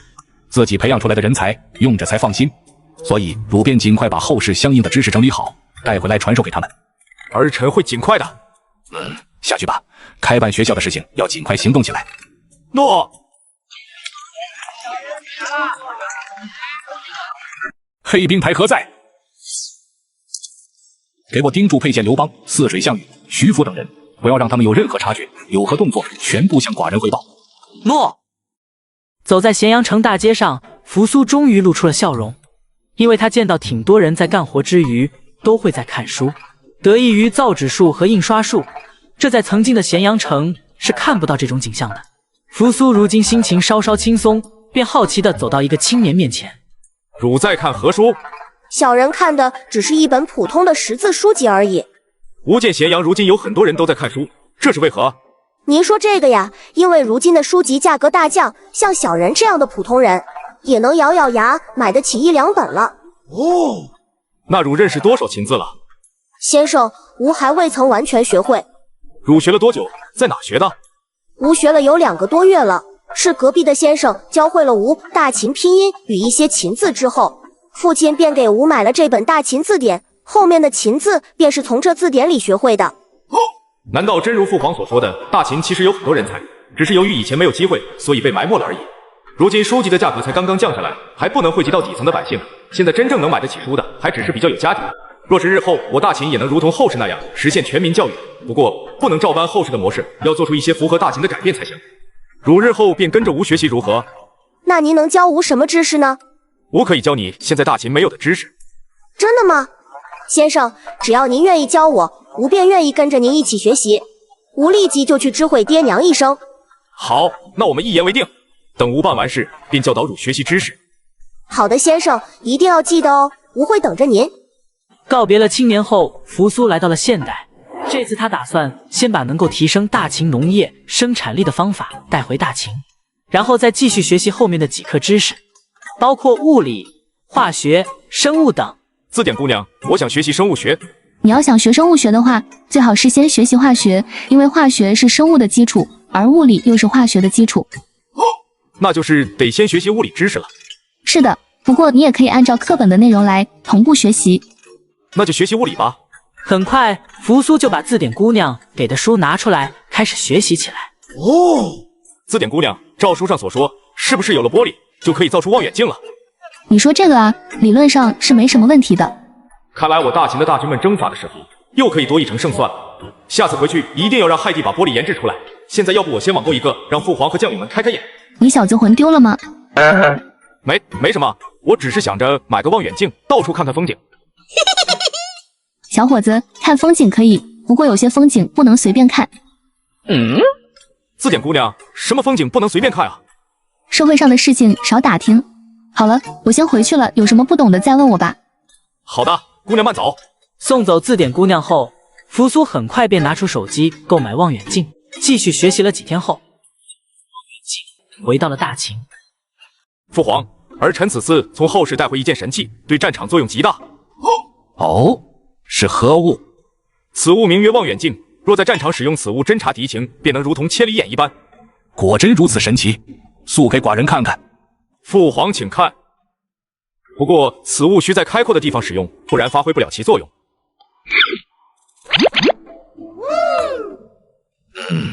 果然有放大作用。那寡人明日带上将领到城楼一探此物神奇之处。见过扶苏公子。扶苏公子虽与平日别无二致，但我为何总感觉他对我的戒备越来越深了？很快到了第二天，嬴政、扶苏和一众将领带着望远镜便来到城楼上。扶苏，把神物拿出来给诸位将军看看。诸位将军请看，此物名曰望远镜，若用此物观察敌情，能一目千里。扶苏公子真有如此神物吗？快教教我如何使用。在扶苏的教导下，众人很快学会了望远镜的使用。神物啊，真好看。武成侯看到了什么？快给我看看。不是很好看，不过此物果真能一目千里，但就是有些局限性。若是平原还好，如果丛林作战，就失去了很多作用。你知道个吉尔！我当年要是有了这东西，敌人的大军将败得更加快速彻底。此等神物，若是用在探查敌情上，那更是如有神助啊！特别是在茫茫大草原之上。扶苏公子，这望远镜还有吗？若是我军将领都能够配备上的话，那起到的作用是非常巨大的。这个我会把制造之法交给研究署，到时候就给大秦的将领们配备上，应该不成问题。计划有变，暴君可能不会东巡。如若暴君不东巡，那我们还有机会吗？必须放手一搏。我总感觉暴君已经有所察觉，如今对我越来越戒备。大秦日益强盛，暴君也正在加紧时间治理大秦内部的矛盾。我们没有多少时间可以等待了。你是想？没错，暴君必须马上干，再重新扶持一个傀儡上位。这次量大，若暴君识之，必定7日内暴毙。看来回去要让亥帝把玻璃制造提上日程了。学校之事也刻不容缓了。如今从后世带回的东西越来越多，需要大力发展人才，打下坚实的知识基础，支撑这些先进的东西。吴一人也属实分身乏术，而且后世还有很多知识需要吴学习。拜见先生，先生什么时候可以带吴学习知识？如一直在这里等吴吗？是的，先生，吴已经跟父母说好了，一直在此等候先生，等先生教吴知识。如有心了，从今天开始，汝便跟着吴吧。弟子耿恩全见过恩师。不必多礼，现在先随吴去办一件事，吴再教你知识可好？好的，恩师。终于露出獠牙了。本想让他多活一段时间，那就怪不得寡人了。陛下接下来怎么做？查一查，还没有同伙参与，底子干净的炼丹术士全部给扶苏送去。我想他应该会很高兴。至于赵高、徐福，不用留了。亥帝在否？胡亥拜见兄长。兄长此行何事？吾偷偷的告诉你，吾翻阅古籍，找到一种琉璃制造之法。兄长，果真吗？为兄怎敢欺骗于亥帝？就是不知道亥帝能不能制造出来。能，兄长快把制造之法交给亥帝能制造成功，如同水泥那般。发财了！不急，为兄先跟汝商量的事。兄长请说。如今大秦需要制造很多东西，就意味着需要非常多的人才，所以为兄想让汝建立一所学校。兄长何为学校？便是学宫。吾画了一份图纸，汝先看看。实在难以想象，学宫居然可以如此的美轮美奂、恢宏大气。这工程就交给亥了，保证完成任务。若无修建出如此恢宏大气的建筑，那父皇不得夸死我。此工程庞大，而且必须保证质量过关，汝可否立下军令状？立！亥马上就可以立下军令状。好，吾现在就把琉璃制造之法交给你。好的，兄长。恩师为何要修建如此宏大的学宫？因为巫药大秦人人可以读书，这只是第一步。真的吗？那吾希望恩师可以早点把学校修建好。现在大秦想读书的人太多了。恩师，吾还有一件事，吾以后可以进去读书吗？当然可以了，你不仅要进去读书，还要进去当先生哦。那吾要学习好多知识，再传授于学生们。甚好，甚好。吾这里有一些书籍，汝先看看，有不懂的再问我。好的，恩师。老表，听说了吗？咸阳城西边10里处的那所学宫要动工开建了，现在正在招工。听说了，包吃包住，每人每天可领2斤粮食外加12钱，但我没兴趣。我家今年土豆、红薯大丰收，到年底还有余粮，而且现在官府在发放水稻种子，听说那水稻特别好吃，又香又甜。我跟你们说，听说那学工准备用铁条和一种叫什么水泥的建造，建好之后如磐石般坚硬，而且我们咸阳城也马上会铺那种叫水泥什么的路了。现在不仅能吃饱，手里还有点余钱，以后我们村里到咸阳都不用踩泥了，吴大秦的日子越来越好了。听说那一切都是扶苏公子研究出来的，我们都得感谢陛下和扶苏公子。对了，这个扶苏有点意思，改天得见识一下。巨子，咸阳建设学宫听说了吗？有听说此事。巨子，我们接下来怎么做？公叔家族已经开始按耐不住，我们墨家也该行动起来了。扶苏，我倒要看看你真的有传说中这么神奇吗？陛下，微臣前些时日有天晚上半夜忽然惊醒，起床来到门外，便见到东方天生异象，紫气升腾，七彩光芒直冲云霄，而又转瞬即逝。汝继续说。第二日，微臣便派人到东方去寻找，看看究竟是何发出如此异象。经过微臣多方探查，终于得知造成此异象之源头，乃是有得道高人炼制出了仙丹所引发的。中车府令，仙人名叫徐福，是否？陛下果然不愧为95之尊，连名字都知道。汝去把徐福找来，寡人倒是要见见这位仙人，还有把参与炼丹的术士都找来，寡人有赏。微臣多谢陛下。公叔仇拜见扶苏公子。墨家巨子见过扶苏公子。呵呵，想不到沉寂已久的墨家巨子也跳出来了。只要压得住你公叔家就行。怎么？你想比一比？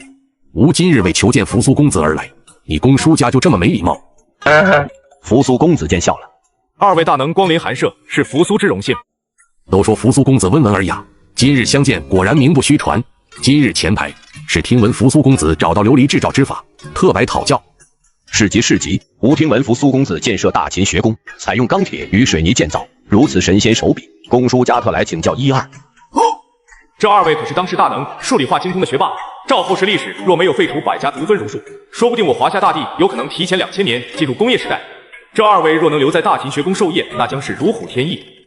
二位言重了，我偶然所得几本绝世古籍，名曰数理化，从中所阅，获得感悟，故而整理出水泥制造、钢铁制造和琉璃制造之法。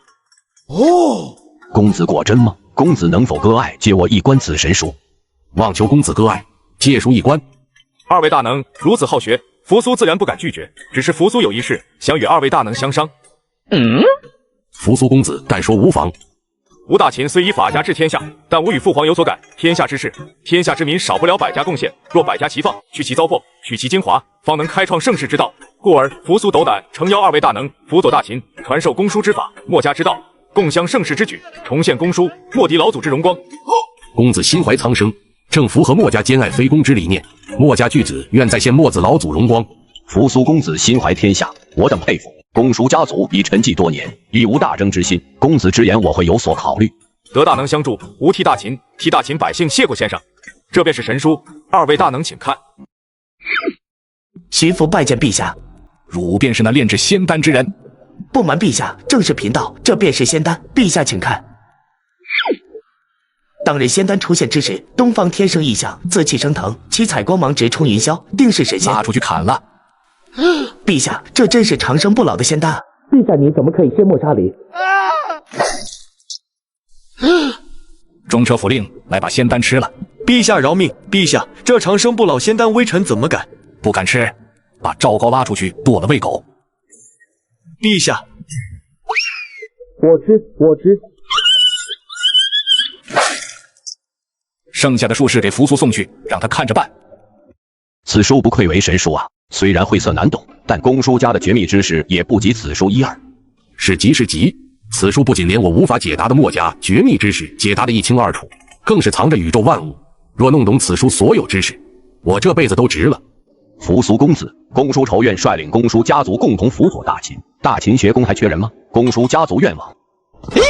你怎么连干活这个也抢？扶苏公子墨家愿率墨家弟子前往修建学宫，只请扶苏公子不惜吝啬赐教，教我此书知识。那些什么符号，还有一些原理，吾等确实不太懂。得二位大能相助，如鱼得水。扶苏定不惜吝啬，大秦建设还要仰仗二位大能。以后大秦学宫所有弟子都是二位弟子，不仅大秦学宫，以后天下将修建很多学宫，天下将人人可以读书。届时二位大能将桃李满天下矣。哇哦！扶苏公子真乃老祖转世拯救我公叔家族之人。在搞定公叔仇和墨家巨子后，扶苏便开始为两人讲解物理公式和一些基础的化学知识，还顺便带两人去看了建造的水泥和钢铁。两人本就被后世的知识冲击得震惊万分，在见到水泥和钢铁神物后，更加坚定了辅助大秦的决心，便带着家族的人开开心心的去帮忙建大秦学宫了。扶苏公子，陛下令人送来了一些术士。父皇为何把术士送来我这里？扶苏公子，是这样的。很快，小兵把徐福赵高的事情说了一遍。还好父皇读了后世的史书，已经不再吃仙丹了，不然后果不堪设想。如今大秦食盐还是粗盐，不仅苦涩难吃，里面更是包含了大量氯化镁等杂质。这术士精通炼丹，这不就是行走的食盐提纯器吗？人在何处？速带我去！扶苏公子饶命啊！我等不知那仙丹是给陛下的，都是虚浮赵高欺骗我等。汝现在还能说话，已经是陛下最大的恩惠了。尔等若想戴罪立功，我倒是有一事交给尔等去办。此事办好后，不仅有奖赏，而且吾往后还能有机会学习更加高深的炼丹之法。不过此事需要绝对保密，泄密者斩。感谢扶苏公子给我等再造之恩，无论上刀山下火海，我等在所不辞。诸位随我来，诸位请看。扶苏公子，这不是食盐吗？扶苏公子，您是想我等用食盐炼丹吗？如要尔等把食盐炼制的不仅晶莹剔透，而且咸味纯正，无苦涩之味，没有丝毫毒性。哦，扶苏公子，本门知道如何炼制此盐。吾以前见吾祖时，有一日炼丹用食盐放入一大锅中，加入适量的清水煮沸后，再不断搅拌煮沸，最后直到水完全炼制干净，锅里便留下白色的盐渣。再将盐渣研磨粉碎，放入一大桶之后，加入清水。再不停搅拌煮沸，最后便是扶苏公子所说之盐。此盐可治百病，这是本门不传之秘辛，扶苏公子怎可知？看来是我低估了这些人，原来吴大秦术士便已经知道如何炼制其盐，只是缺乏相应的知识吧。如果这些人好好学习一下，那不是妥妥的化学家吗？很好，此事交给你负责。若是办好了，尔等不仅可以免掉罪责，而且有机会进入大秦学宫学习更高深的炼丹之法，落个一官半职。哇哦！我等有扶公子所托。在安排好细盐提纯后，扶苏又穿越来到现代。虾兄，扶苏，你今天怎么有空来这里了？你不是一直都在学习的吗？对啊，字典姑娘给我的课本我已经学习的差不多了，所以想让虾兄带我去图书馆再看。虽然我知道你的记忆力很强，但是这速度也太快了吧！扶苏，你还是买个电脑吧，这样你直接就可以把学习资料下载到电脑上，比天天跑图书馆方便吧？可是我不会使用呀，虾兄。等你买回来之后，我再教你呗。哦，有了电脑，我再把大秦需要的知识下载回去，那大秦发展将更为迅速。不过大秦没有电，电脑不是也用不了吗？多谢虾兄，扶苏还有一事请教虾兄，如果我回到山里，电脑没有电怎么办呢？这个你可以买个太阳能电池呀。虾兄，还有只需要太阳能就能存电的电池啊？有呀，虽然那玩意看天气，但是在山区没电的时候还是挺有作用的。好，看来这个太阳能电池也要一起购买。时间很快过去，扶苏的电脑和太阳能电池到货了。在虾人的教导下，扶苏很快学会了电脑的使用，在网上下载了很多大秦需要的资料和一些现代发展的视频。回到大秦，父皇，您看此物名为电脑，有了此物，大秦发展将会进一步。哦，这个奇奇怪怪的盒子，果真如此神奇。父皇，您看，这是后世的武器。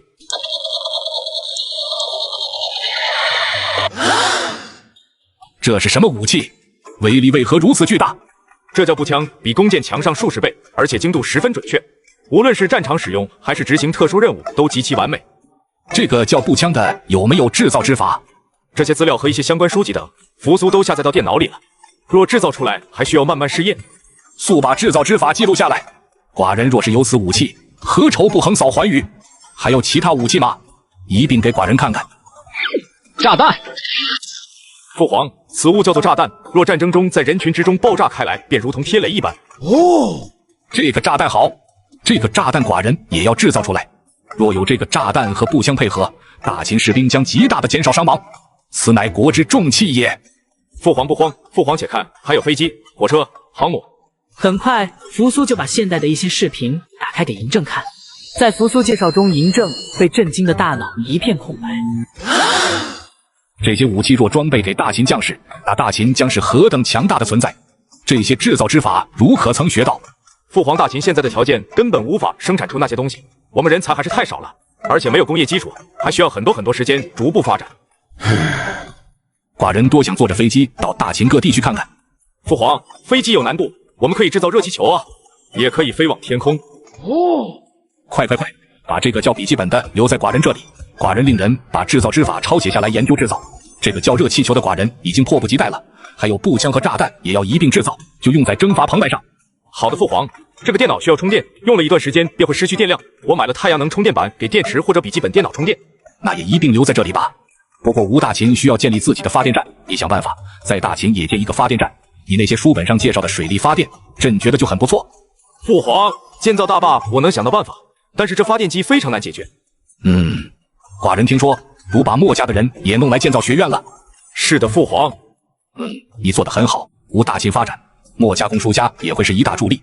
他们对这些稀奇古怪的东西十分擅长，如要尽快完成学院建造，把那些人用在关键的地方，这样吴大秦才能发展得更快速。诺。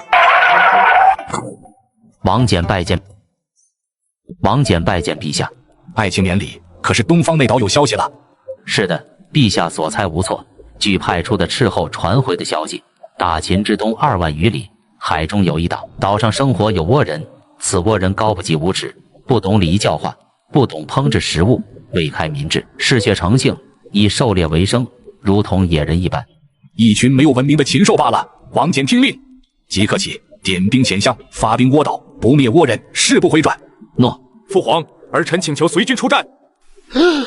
扶苏公子，不可！小倭人怎可让公子亲征？而且此去万里，海上更是凶险万分。王将军，父皇，扶苏向来不喜争斗，但此倭不除，扶苏夜不能寐，犹如心病也。王将军，父皇，扶苏请求随军征伐倭贼。既然你认定的事情，寡人不会拦着你。不过此去万里，王将军，扶苏切多加小心。诺，儿臣谨记。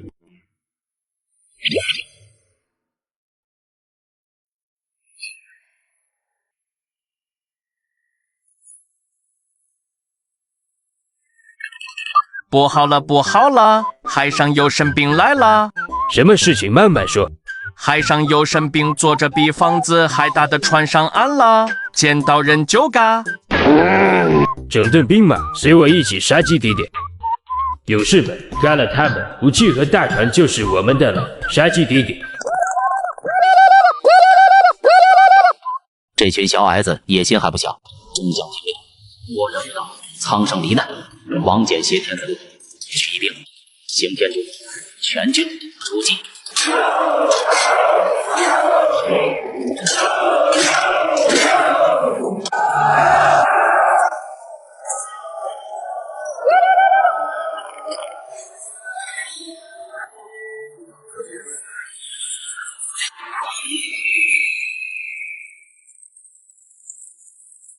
出息！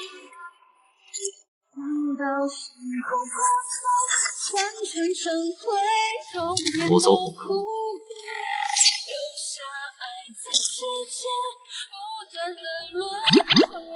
难道只是一场梦吗？为何又如此真实？扶苏，你醒了。父皇，倭人灭了吗？那岛已经不存在了。扶苏，你且看是谁来了。好啊，扶苏，你是真扶苏。你小子舍得醒了？虾兄，字典姑娘，是你们啊！